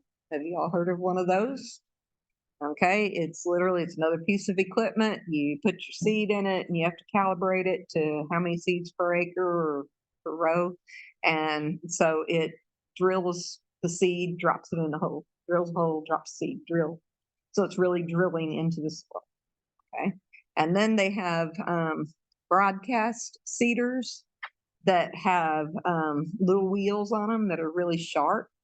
And so you'll put your seed mix into a hopper. And again, you have to calibrate it for how much you want per acre or square foot. But you would put your seed in there, and then it goes along as you're driving along on your tractor, and it kind of makes little slits in the soil, and it's putting seed down. And then it has what's called a cultipacker on the back that pulls that soil and packs it back down on the ground.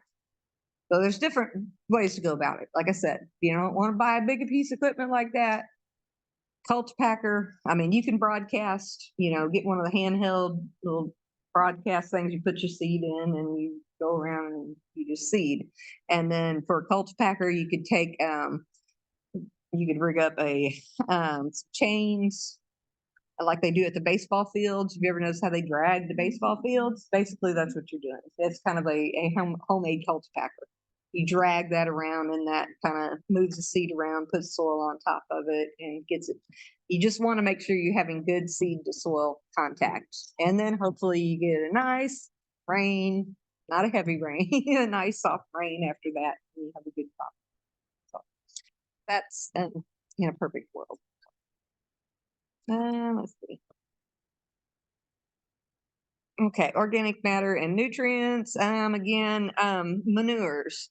There are a lot of food safety risks of using manures, and there's also risk with herbicide residue being in your manure, and even possibly in the hay that you buy from people. So there's a chemical called Grazon. I think we go over it here in just a minute. But it's very bad because it goes through the cattle system, or it could be your sheep or whatever. But the pesticide does not break down. It comes out in the manure and it's going to stay in the manure. So you put the manure on your garden, and even though you let it sit all winter and you till it, you go to plant your crops, your tomatoes yellow up and they droop and they curl. Then you might have manure that has pesticides residuals in it. Or you get some hay and you mulch in between your rows, and then all of a sudden your plants start to get yellow and shrivel up. Usually the curling of the leaves, because it's an auxin inhibitor. And so it makes them curl up. And so then you know that you've got some problems going on. So we have to be very careful. That's another reason for cover cropping, because you know what you put down and you can control the pesticides that was used on it. Instead of taking a risk of getting it, free manure from somewhere that's going to kill everything in your yard. I go on lots of home and farm visits, and I had one person that decided to use this chemical, and he thought if the little bit on the pasture was going to be okay, he was going to do the whole lawn, where he had trees and shrubs and grass and flowers. And a few days after, the wife decided that she was going to use some Roundup. Well, Roundup has changed their labeling, and they've changed what's in Roundup. So there is a Roundup glyphosate with dicamba in it. So they basically did a double whammy of a broadleaf weed killer over their entire yard, their pasture, and their landscape. And their trees and everything was dying. I mean, he initially called me there for a small garden plot, but as soon as I pulled up, I was like, something's going on here. And so I was like, everything's curled up. What if you put what? And I could smell it because I'm very sensitive to it also. And so that's what happened. And I don't know. He got mad at me. Like it was my fault. But I just told him what he had done wrong and that he was going to have to quit using that chemical and, go back and seed and things like that, and probably replace a lot of his trees and landscape. So I don't really know what happened, the aftermath. He didn't want to talk to me anymore because I told him he did something wrong. I was nice. I was. So, okay. Let's look at this. Okay. So the chemical that I'm talking about is Grazon Next. Have you heard of that one? You don't know the Grazon? Okay. It's more used in pastures. So Grazon, Millennium Ultra, Grazon P, which is Grazon with picloram in it, which is another. These are just very toxic chemicals that homeowners don't need to be using. And if you're a farmer, you should know better, because you should know better than to be using it near your garden or your landscape crops and things like that. Because as farmers and as gardeners, we want to be good stewards of the environment. So, yeah. Well, it kills grassy weeds and broadleaves. So that's why it's like the perfect chemical. Instead of having to add two or add a mix, they can just do this one. Oh. GRAZON.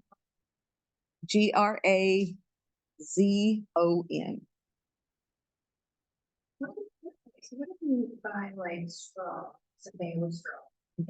and you don't know what's in it? Yeah. And then, so you don't put that around our bed and stuff, but sometimes we use it in bottom of our. Mhm. You know, I like an area in the woods, so Mhm. we would want to use that Hmm. ever, even if it's been a year. Well, see, if it's pesticides, the pesticides never break down. These are these long-lived chemicals that we're dealing with now that are already in the soil, they're in the water, they're in what you eat. Unfortunately, PFASs, I think they call the permanent chemicals, they never go away. Isn't that right? How does it get approved if it doesn't break down? Surely it's got an LD. It takes a long, long, long time for it to break down. I'll put it that way.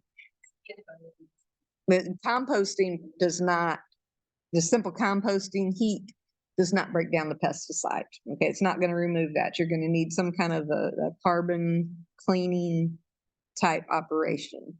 So if they do this here in Clarksville, they're planning on drying.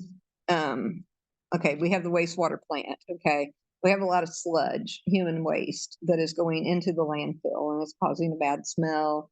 And they're trying to find, a fix for that. And so the fix is to build a drying facility. And what they're planning on doing is offering this dried sludge to farmers to use on their fields. But what they don't understand is you're putting those permanent chemicals back in your fields. So it's another thing. You just need to be environmentally aware of what's going on around you. Some of these things I need to see where they stand, with that drying facility, because I talked, to our head of gas and water, like that decomposition process is not going to take those chemicals out. And when you're putting that on the fields where we grow the food that we're going to eat, and if you look up, Maine has made it against the law to use the human sludge on farm fields because they found that, well, it was coming from the cows in the milk, and then it was showing up in the people's blood, and cancer was developing, other health system. Just look up permanent chemicals in Maine. That's where I found the article, or some organic farmers brought it to my attention about 2 years ago. So it's interesting, but it's sad. I mean, because they had to give up their whole dairy business. Can you tell a quick story? Can you what? Tell a quick story. Tell a quick story? Okay. Well, because where we came from is heavily agriculture. Mhm. And so there was this one development in this one city, there was, a hill where they decided to keep the avocado, and this area had been farmed for decades. And when they did the soil sample, and and obviously they sold off the topsoil, it was prime soil, and did the soil samples, there was like over a foot of just the skunk. The skunk that was, I'm guessing, all that pesticide that literally just settled and put the whole project on hold for a while, because they had no idea what do we do with it, how do we dispose of it, but it was Right. literally like acres and acres. Right. Right. And there's guidelines out there on how things are supposed to be disposed of, but everybody takes shortcuts. And I have a little pet peeve about Clarksville, they don't. me too.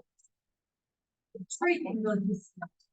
But, where I think it was well funded, like, Yes. but all of your green put things in, everything, Yeah. and Okay. they would take out the landfill, and she did it. Mhm. And as homeowners, you got to go out Mhm. and get as much as you want. Right. Free. Basically, Actually, that, nope, It was probably 18, 20 years ago, we had that option here. I mean, at least with getting wood mulch, composted mulch. I mean, you could go out there, take a pickup load and get as much as you could load in your truck for $10. And I used to go out there every year and I just had a place, where we composted it and incorporated it into the garden a little at the time. But then, I think now they're using the wood waste in an incinerator to make energy somewhere. I forget exactly what. I story it wondered, is. 2 times a year when they actually always try this, all that stuff on. Mhm. But then they like never use. I took it up there myself. Yeah. But then I wondered like what's happening. Yeah, yeah. For right now, a lot of it just goes directly into the landfill. But at one time they were putting it in some incinerator, an alternative source of energy or something. It was going up to New Johnsonville.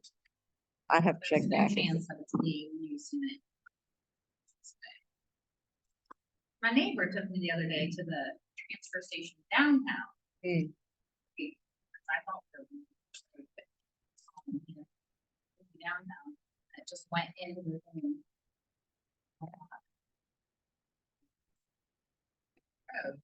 So Oh, yeah. I thought maybe there it was. No, it all goes to the same place. I mean, I think we're kind of lucky to have those convenience centers because you can take your recycling. You still get charged a little bit every year, but it's not like, signing up for regular trash service. You just have to take your own trash off. Yeah. And you can take off your recycling because they won't pick up recycling unless you get with a specific company and you have to pay for it and all that. One last question I have, Okay. burns my green waste, Mhm. not doing my needs and stuff. Yes, That ash, that that's like, just that potash. Yeah, it's fun. you just sprinkle that like in the daily budget or whatever. You can, or just leave it, where you burnt. What's in it? Oh, okay, so fire pit, okay. We used to burn out our ditches and stuff, that was very common practice. Okay, all right, so just, be aware of your manures, your, hay. Find out, if you can, if you're going to a box store to get it, they're not gonna know the history behind it, but if you go to co-op or something like that, more local store, they can probably tell you where they source the hay from, and you could probably eventually find out. Might take some talking to find out where it came from and what was used on it.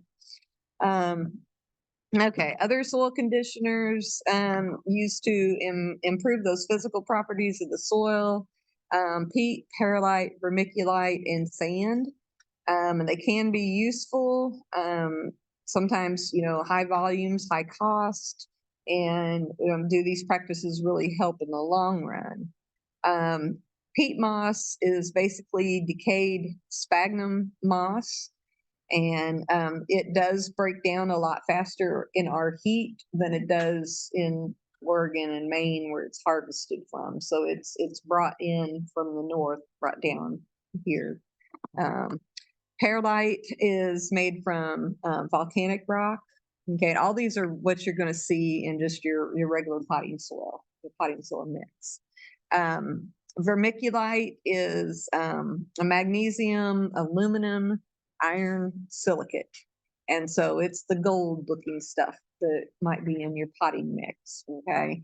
Now, sometimes if you're just wanting to do cuttings, I mean, maybe you have a really pretty hydrangea and you wanted to take cuttings, you would make a mix of perlite and vermiculite, and you would put your little sticks in there to get them to root and to grow. So it's very lightweight. It's good for starting cuttings and things like that, or it can be used as a mixture. Now, sand. Sand is tricky, especially here in Tennessee, because if you take sand and clay, what do you get? Brick. Okay. So be very careful, especially if you have a landscaper doing some work for you that wants to add a bunch of sand to your soil and says that's going to improve drainage. that doesn't work so well with Tennessee clay soils. So very little sand, if at all, would be needed. The organic matter is the best. And of course, we have problems like this. The drainage problems. We never know what Mother Nature is going to throw at us. Bottomlands are going to get flooded sometimes. On a large scale, there are things that they can do. They can put tiles in. They can make drainage ditches. If you do a proper site assessment before you go planting your garden or your landscape beds, you're going to identify these areas and decide what you can plant there. Okay. So if you had an area like this, and maybe just in your backyard, let's say it just floods, no crop there. Maybe you could plant some river birch or some sycamore, a willow tree, things that like water. That's how you would address that problem right there. Okay. That's going to be the best way to alleviate that type of drainage. Okay. Now, if you're looking at it from a farmer aspect, then you're probably going to put tiles in or have those drainage ditches to let that water drain out. So, but this can cause a lot of problems.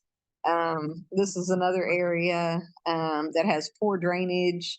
And so the roots are sitting in water a lot, and that's going to increase your diseases because your vegetable plants don't like to have wet feet. And so if they're sitting in water continually, it's going to be hard to work the soil because you don't want to work the soil when it's wet. So you're going to have a lot of weed problems. You're going to have a lot of production issues.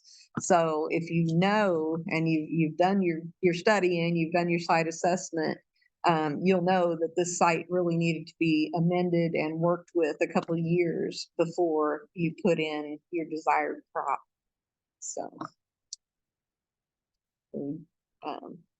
there's an old picture of them putting the tiles in. I'm not sure how deep down that they dig. So do you know? I'm not sure. I don't do row crops, so but that's what they mean when they tile a field to increase the drainage. So just basically it's going to divert the water so that you don't have a saturated soil situation. It's going to divert that water from the planting area. It can be used to lower a high water table. And the water in the pores, like in the finely textured soils, are not likely going to be impacted. Now, I guess, I like the areas on, well, it's not my farm, it's my fiance's, but where he has a high water table.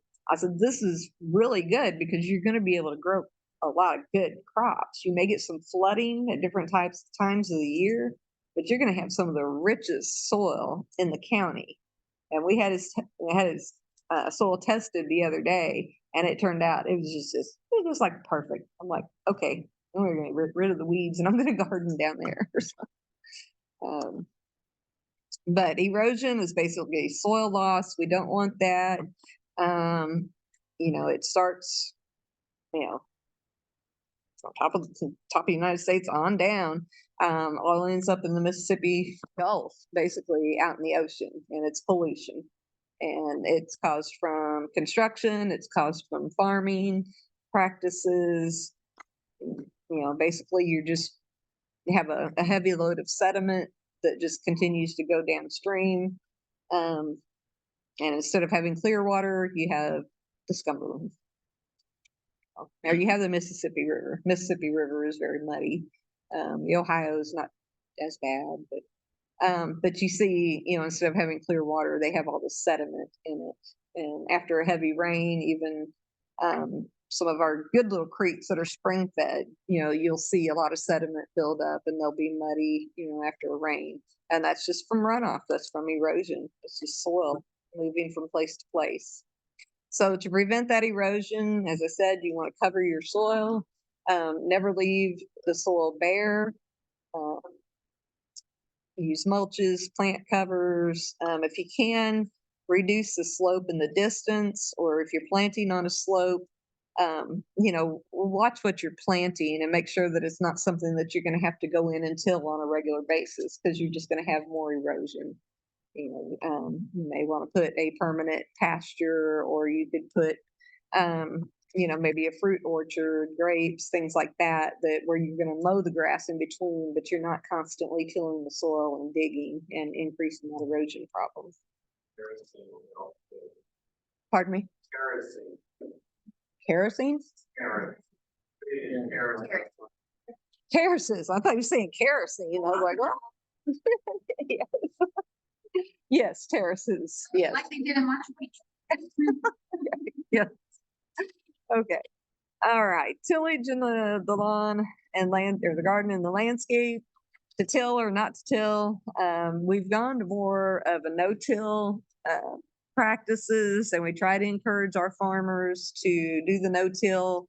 I think I mentioned earlier, when you take the corn out, there'll be a stubble there, and they'll plant either corn or wheat, whatever is the next in their rotation. They'll plant that right in the stubble with that drill. And so they're not tilling the ground. Either that, or they're just very lightly tilling it enough to make good seed to soil contact. You're trying to create no-till beds. Mhm. But you know, Mhm. soil. Yeah. It's still necessary to till the area every year. Yes.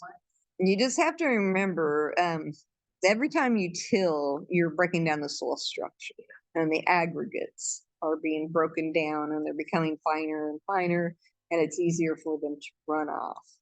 So if you're doing amendments, compost, you're doing cover crops, things like that, along with the tillage, you're going to have less erosion problems in the long run.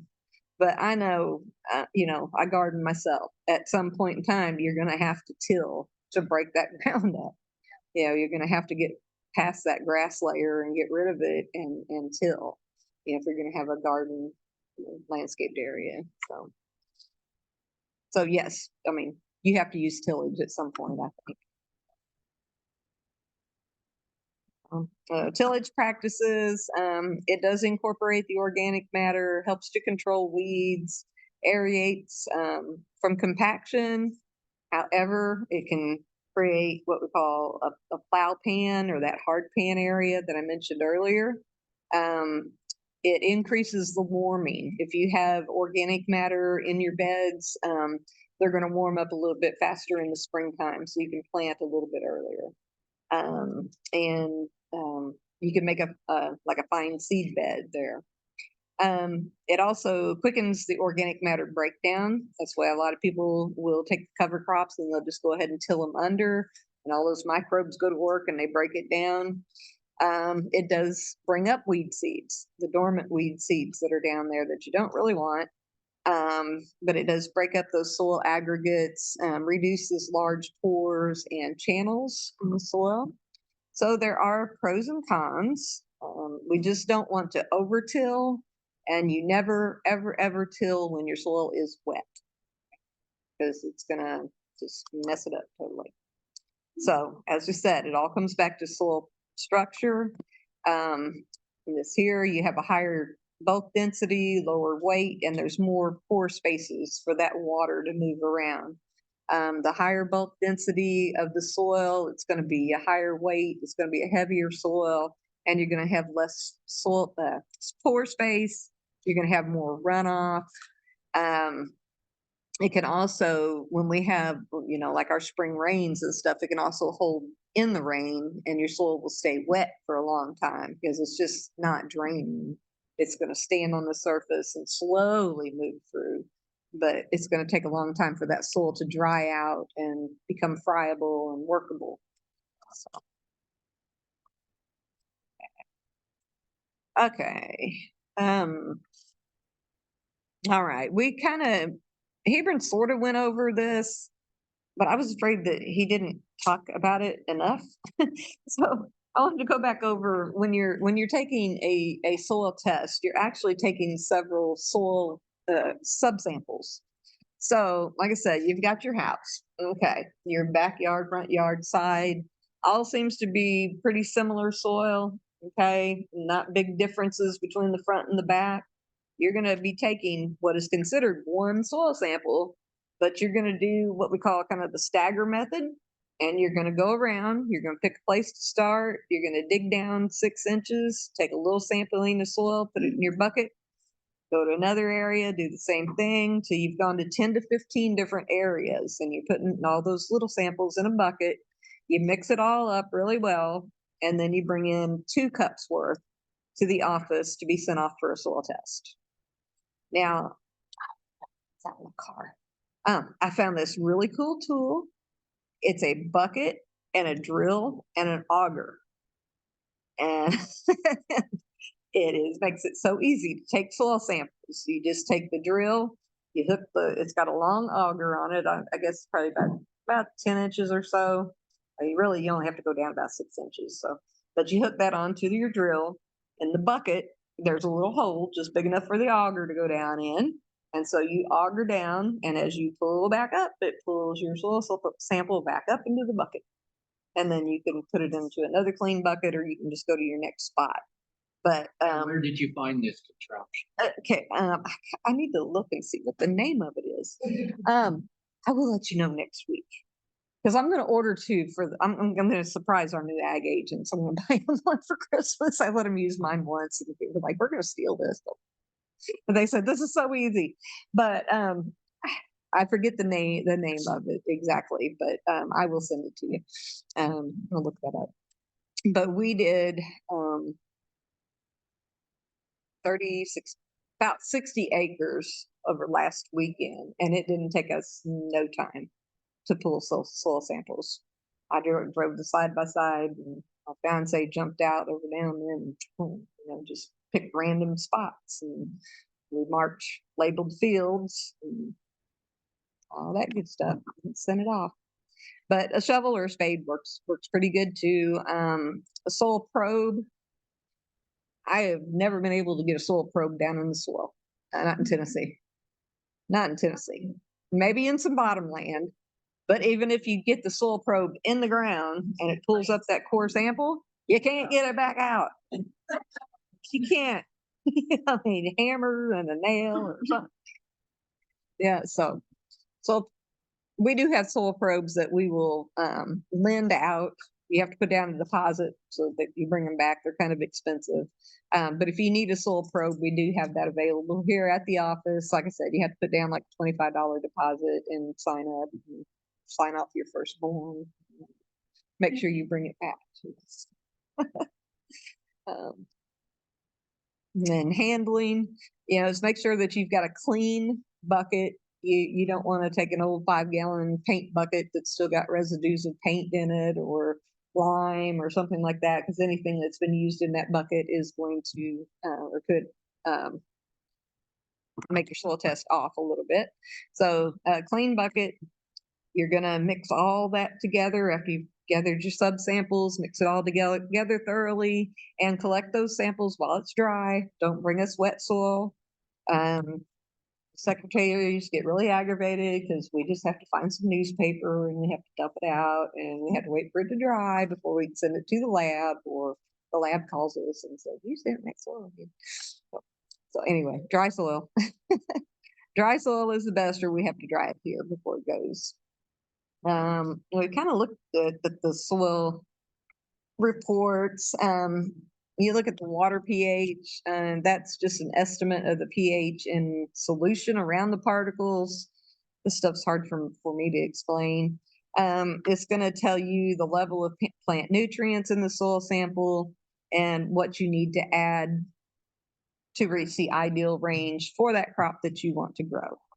So if you list your sample is from a garden, recommendations are going to be in per 1,000 square foot or 100-foot row, or 10 square feet instead of tons per acre. And it's common to have acid soil in Tennessee. I don't see a lot of acidic soil. Now, I tell you one way to tell if you've got acidic soil. Do y'all know what broom sedge looks like? It looks like hay, but it's kind of a yellowish color, and you'll see it kind of in barren lands or just unfertile fields.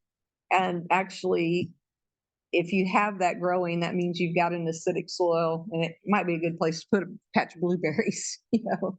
So that's an indicator of an acidic soil. So if you have broom's heads, so I don't have a picture of it. Okay, your equipment, usually if you have a large area, most people will deal with local co-op, Tractor Supply, local farmer to have that spread on the field. Homeowner garden, again, just smaller areas, use your tools. If it's a teaspoon per 100 square foot, that's just really hard. That means you don't need very much nutrients at all. That means your soil is in a good place. And so they'll give you the limestone requirements like we talked about.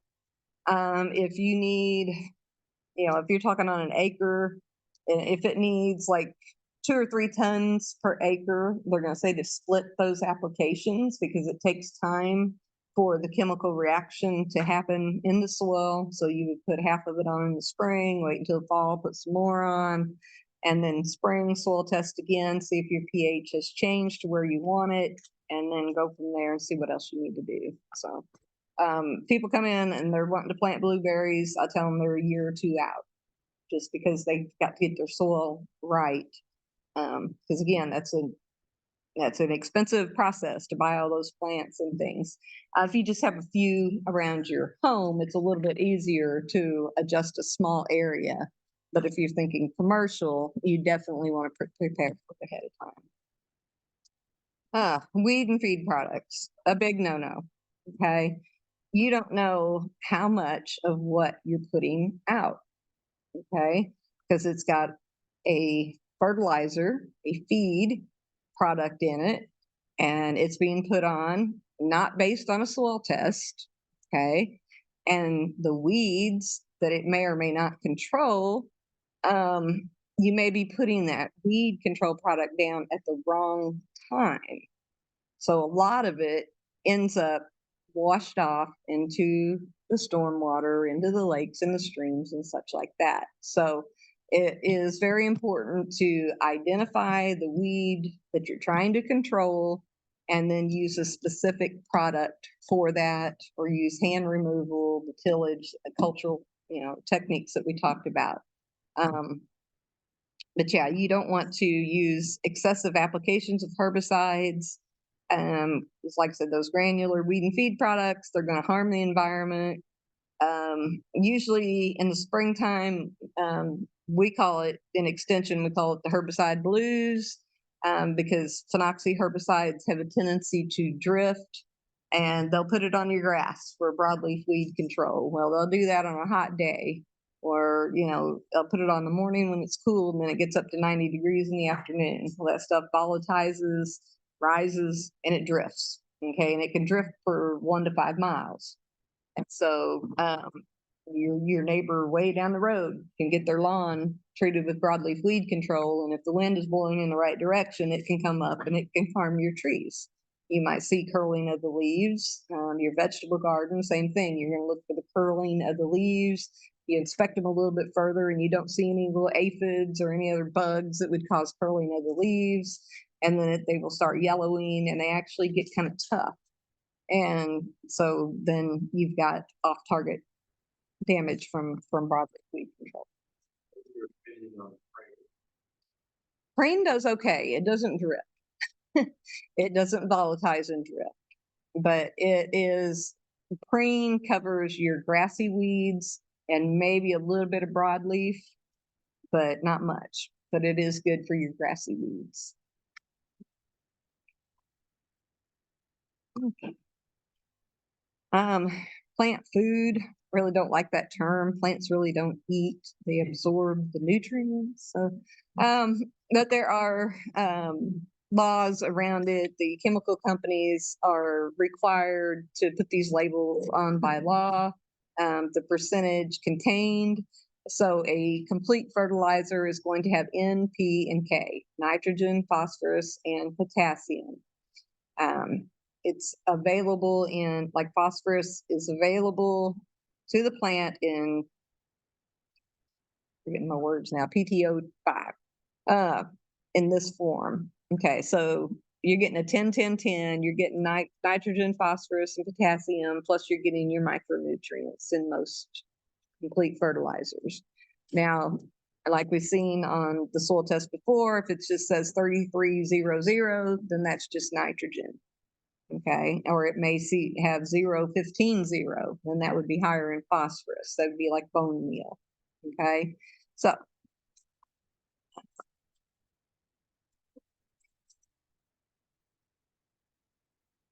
okay, so we have chemical and natural fertilizers. Your chemical, basically, they're mined and they're mixed and blended, purified, and then they're analyzed, and then they go into that bag. It would be like I said, a 10-10-10, 15-15-15, whatever the blend is made of will be listed on the bag. Organic fertilizers, it may be fish meal, mushroom compost, things of that nature. Bone meal that we put around our bulbs. It's about time to be planting bulbs and garlic. So if you put a little bone meal in the holes with your spring blooming bulbs, that's going to help them with fruit and flower development. Blood meal is a good natural solution to nitrogen. Nitrogen has been really expensive the last couple of years, so I've used bone meal on small levels. Some planting some garlic. How much would you recommend if you're putting oatmeal? Well, I would say let's say probably soil test first. All right, did that. Raise that. Yeah, did it say how much to put in there per row? What would you recommend? I don't like to make recommendations without looking at the soil test. Yeah. The guess? No, I mean, for me to guess. I would probably just take a little bit and sprinkle it along the road, to be honest with you. You're okay putting it in the plant? Yeah, it will not burn. You don't want to put nitrogen in the hole with a new plant or a bulb or anything, but yeah, maybe a half a teaspoon per bulb of garlic would probably be all right. That's just a guesstimate. Don't take my word on it, but it's not like it's gonna hurt. It's not gonna burn it. Bone meal and other organic things like that. That's very, Uh-huh. and I don't know if anybody else can. I come. All over. Yes, yeah, yes. The dogs will go to digging. Yes, they will. And yeah. All right. Well, they're gonna dig up your bulbs. So, yeah.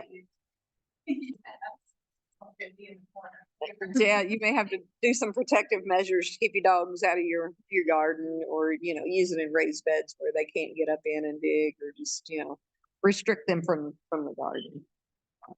Also, Kind of hard to do. I use organic fertilizer and use it when I was planting stuff.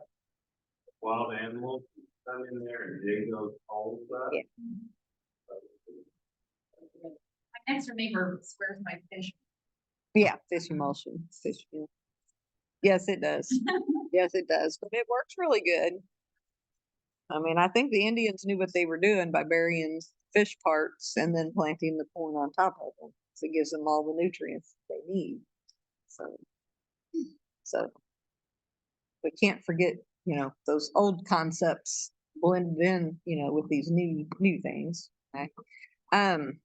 Another type of fertilizer is going to be USDA certified organic. If it doesn't have the little organic symbol on it, then it's not legal to be sold as organic. And that goes with food, vegetables, and such like that. The farmer has to go through a process with USDA to become organically certified in order to use that label. And they do take it seriously. They'll catch you down at farmers markets. They'll catch them at delis and places like that. TDA does have inspectors that go around, and they will check you if you're selling something organic. If you say certified organic and you don't have that symbol and you don't have that piece of paper, they can fine you and put you out of business. So they're very serious about that. I would So- argue how serious, because again, we came by agricultura, and I remember driving down the street once, and there was side by side, probably same owner, organic, non-organic. I'm thinking, when you water this, when you spray this, it's a little cheap. Like, Yeah. is there any? You're supposed to create, yeah, there's a whole plan on transitioning to organic, and part of that is to build buffers.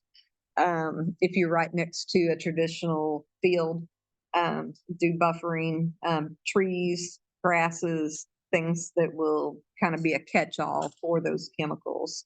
But yes, in my opinion, Better, but I remember thinking, this is the dumbest thing I've ever seen. it's kind of like non-GMO. If you have the regular corn crop growing here and you have a GMO crop growing here, what's going to keep them from crossing? So I don't see how, I don't know. My brain just doesn't, it just doesn't wrap around my brain, right? But yeah, I mean, there's a lot of gray areas in what's accepted as organic.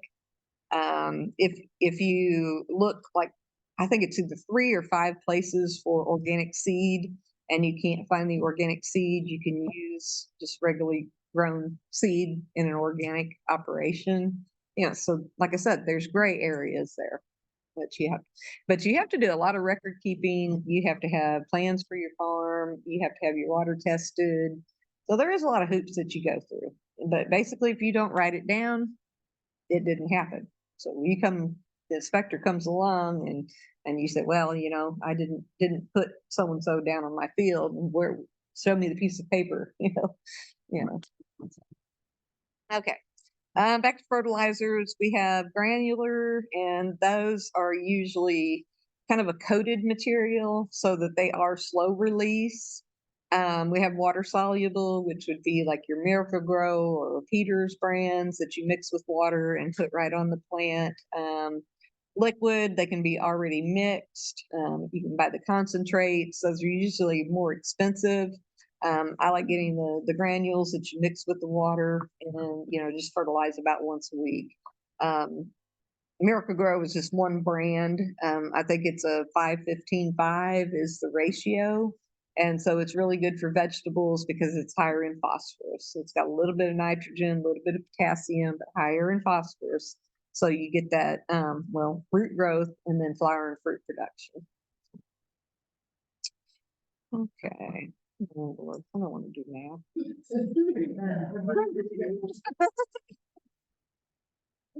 Okay, hopefully it gives me the answers here. Okay. The soil test says to apply 2 pounds of nitrogen per 1,000 square foot. Who's my math wizards in here? You have a 3,000 square foot garden, and you're using a 10 by 10, 10, 10, 10 fertilizer. How much should be applied? I'm hoping it's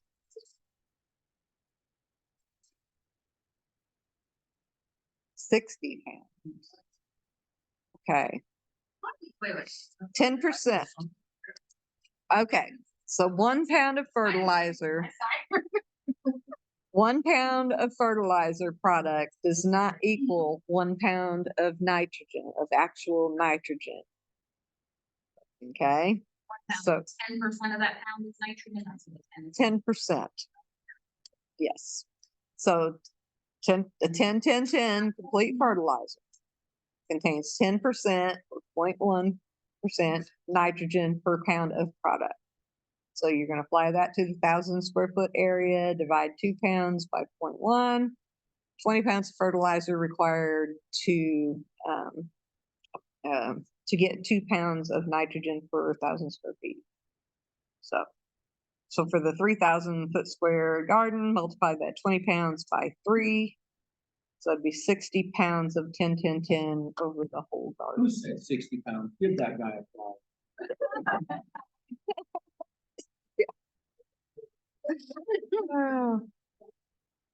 Some math. I'll make sure you get that formula. There are calculators online that you can cheat on too. Incorporating your fertilizers, we're looking at broadcast. Basically, you're just throwing it out like chicken food evenly over the ground that you want to fertilize. Banding is just making a band of fertilizer. It's placed about 2 to 4 inches away from the young plants, but it's not touching the roots. Side dressing, we hear a lot about that in corn. You side dress about the time that it starts to tassel, and so that's when it needs that extra fertilizer boost to go ahead and form the corn cob. Okay, get the germination and all that That's going. what you said you do with your, what you call it, compost on the go? Mm-hmm. Yeah, side dressing, basically. Yes, I dig a little hole, put the compost in there, and let it break down. Okay, so I think this may have been one of the questions on your test. Basic components of soil. You have your minerals or sand, silt, and clay. And so you can do a little test on your own. I think Hebron brought some in, but you can do this at home. Just get you a mason jar and fill it about halfway up with soil. And some will tell you to put like a teaspoon of salt in it. I guess that helps to separate the soil types. Put a lid on it, shake it up real good, and let it sit for 24 hours. Okay, and your heaviest is going to sink down to the bottom, and then the next layer and the next layer. So you can kind of tell by looking at it how much sand, silt, and clay so that you have in there. And Mhm. Yeah, it never settled. It just all stayed one. It's all clay. So yeah. Do what? But it's kind of I like doing this when I'm teaching kids about soil. We'll go to different areas and get some, really red clay soil, and we'll get some fertile soil, and, let them do the tests like that. Let sit for a week and then come back. Okay, a teaspoon of soil, oh gosh, millions of bacteria.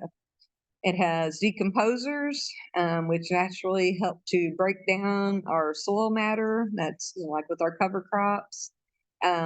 We have fungus or fungi that are decomposers, invertebrate, but they all have the job of decomposing that organic material, breaking it down, and making it to where it is the nutrients are available to the plants. Mutualistics, a type of symbiotic relationship where all species involved benefit from their interactions. We have pathogens. Pathogens cause diseases on a plant. Okay, this last one, chemoautotrophs. It's an organism, typically a bacterium, which derives energy from the oxidation of inorganic compounds.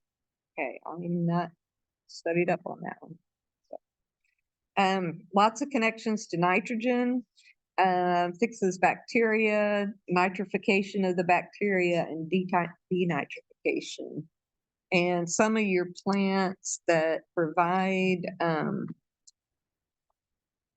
the nitrogen will have these little nodes that are plentiful, and this is the root of the plant. Okay, the rhizosphere, the root of the plant, and it exudes a substance, and other materials are plentiful, and that is really good for the soil.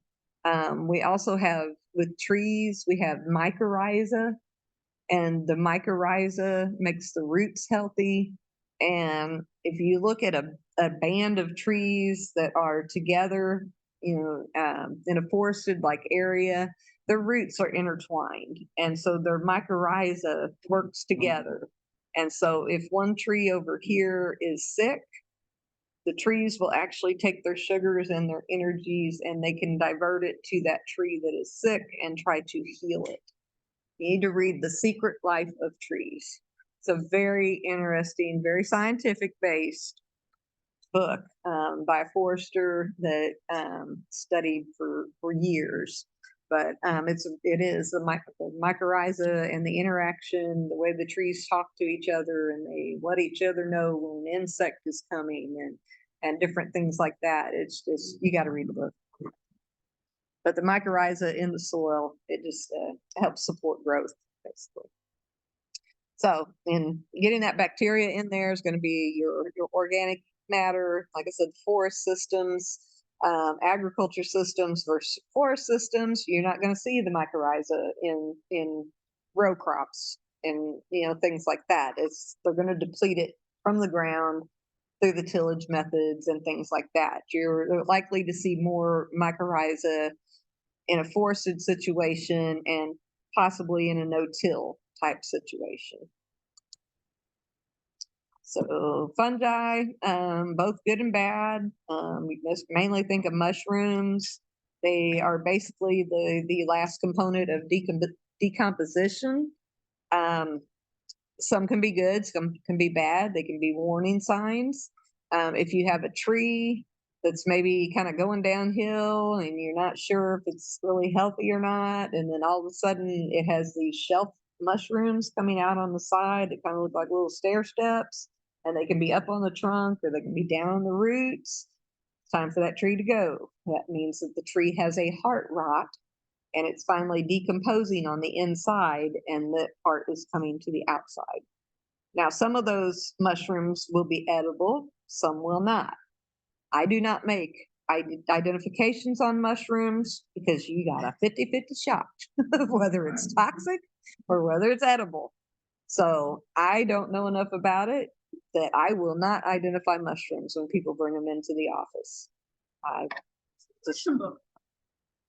Yeah. Even then, even morels. I mean, I gathered morels when I was a kid with my dad. We'd find them in the woods under cow patties. Okay, people, I mean, in Tennessee, you find them where May apples are growing, under oak trees and things like that. So it's different everywhere you go, but there's a false morel that can kill you. And there's ghost pipe mushrooms. They could be good for pain, but you take too many of them and you take a little trip on the magic carpet. So that's why I will not. Did you get you a mushroom ID book? Actually, you can order them online. They make tinctures. Not something you want to fool with. Not something you want to fool with. Okay, so parasitic. This is sclerotia. This is what we call southern blight. Very common on tomatoes. Very common on. You see it some on peppers, and a lot of different crops will get this. We found out during the hemp craze that hemp was very susceptible to southern blight, and a lot of your cut flowers, some of your zinnias are going to be susceptible to this, and other cut flowers. And once you have this in your soil, there is nothing you can do about it. You cannot treat the soil. I mean, you can try soil solarization, but if you don't do it just right, like exactly like you're supposed to, get it up to 180 degrees or above for a certain amount of days, you're not going to kill those spores in the soil. So what you have to do is you have to move your garden area, basically, or you have to plant plants that are immune or not susceptible to southern blight in those areas. So sometimes you can reduce the inoculum, the spores, by cover cropping and tilling for several years. Those crops would be resistant and it kind of pulls it out of the soil. Can take many years to accomplish that though.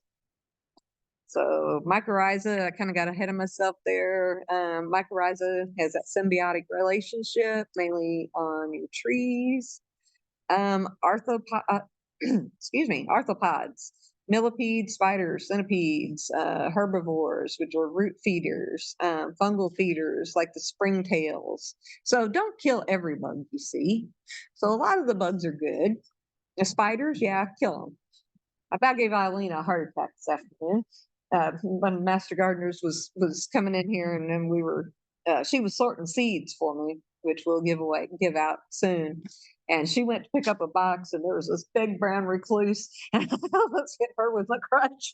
Drop that box, drop that box. And she thought, you're gonna fall, you're gonna fall. And I'm gonna drop that box. So we were both out in the hallway having a fit, but we got the brown recluse. Turned out there were two of them stuck to the side of the box. So those you can kill.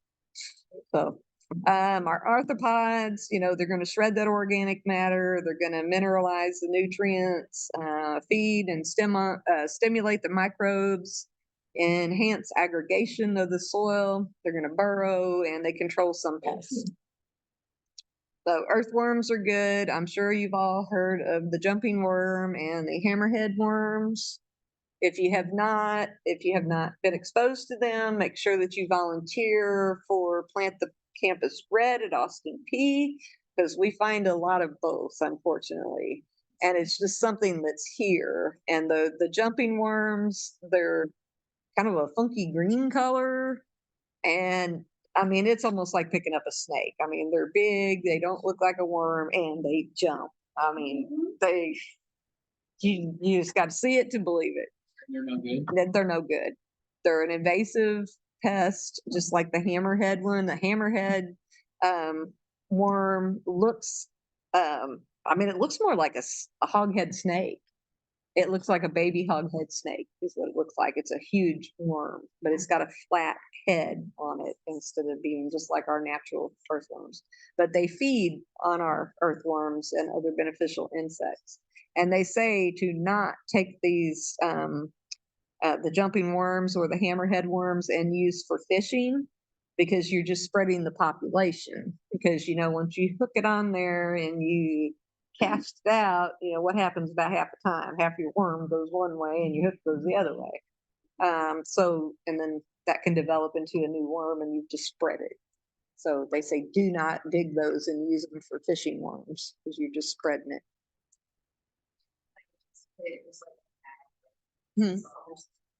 you find one, just like bag it. You can bag it, put salt in it. TDA does not want them. I've offered to send them, and they say no, we don't want them. So they just basically they've told me they're here, and we're just gonna have to deal with them. Hopefully, there'll be some kind of natural predator that comes along. You see, the birds don't even like to eat them, so that's a problem. That birds eat worms, but they don't eat those worms. I had a friend who had one and she was saying, what do I do with it? Like, Mm-hmm. And she came back Kill and it. she said, well, chickens fine. So Oh. chickens, went and. Oh, okay. I wonder if it completely kills them through their digestive tract. I would think so. Follow up and see Okay. if like, All right. could be like, maybe I tried it once and now. Just let them loose in the yard for a while. Chickens are good for a lot of stuff. Chickens and guineas.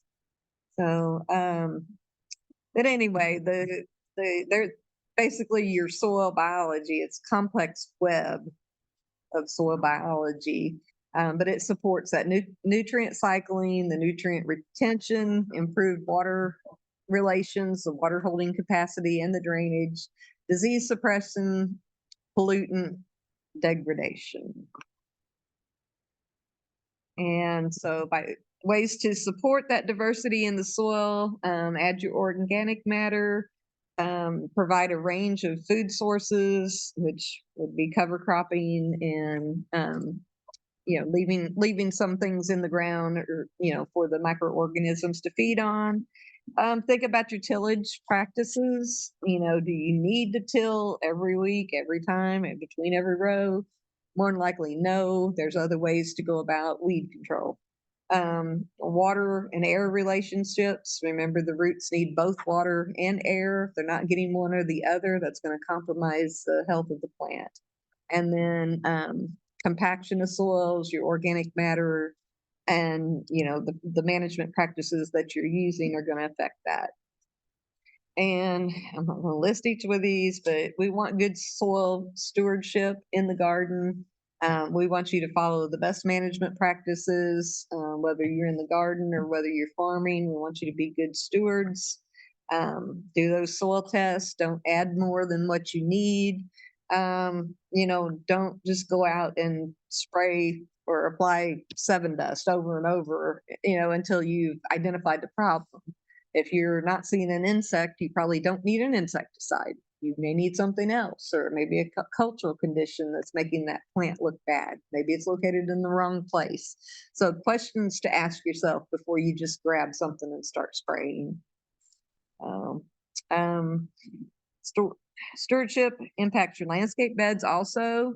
As I mentioned earlier, the bed preparation, that can, especially if you've got a new house or you're building a new house, give it a year or two. Plant cover crops, plant different things to improve your soil, add that organic matter before you choose those permanent plants, which are going to be very, expensive, and it's a lifetime investment. And look at your irrigation practices. We need irrigation in Tennessee. I mean, we've had rain off and on this year, but look at June. What, we went 3-4 weeks without water, and people weren't watering their plants either. And then they were calling, beginning of July, saying, "Hey, my trees are dying. They're changing colors." It's like, well, yeah, we haven't had water for 4 weeks, and they're still thinking, well, we had all this rain earlier. It's like, no. It's like, okay, take yourself, give me your water bottle. I think maybe I did this earlier on. Give me your water bottle. How long can you last without it? I can't last long. I wouldn't last a week without water. So neither can your tree or your plant. You've got to have that water. And fertilization, try not to over fertilize, go by that soil test. It's going to impact your orchard. It's going to impact your fishing. High nitrogen runoff is going to lead to these weeds and algae and things like that that grow in the lakes and the rivers. I don't know if, how many of you have been to Kentucky Lake, like Piney Campground? Have you ever gone to the swimming area? Certain times of the year, it'd just be filled with, like, I don't know what it is, almost looks like algae type growth. I mean, it gets real nasty, and that's because there's a lot of nitrogen going into the river and into the lake, and then so you get all this nasty stuff where you can't go swimming. So, and this time of the year, we always just call it dog days this summer, but you'll see it in the creeks and the rivers and such. So.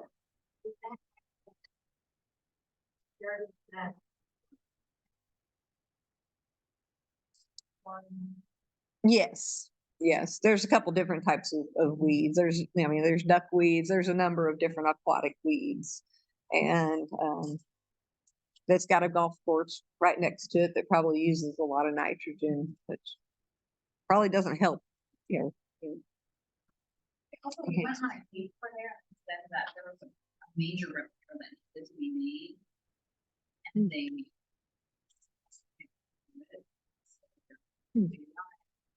Do it, and it was kind of just going like going in and fill it in. But they've got beavers over there, they've got lots of. Yeah. That's what they said that they didn't.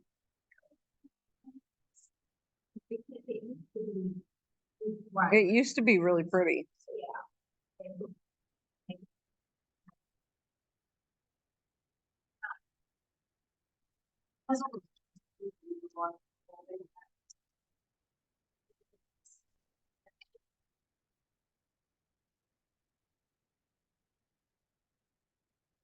Uh-oh.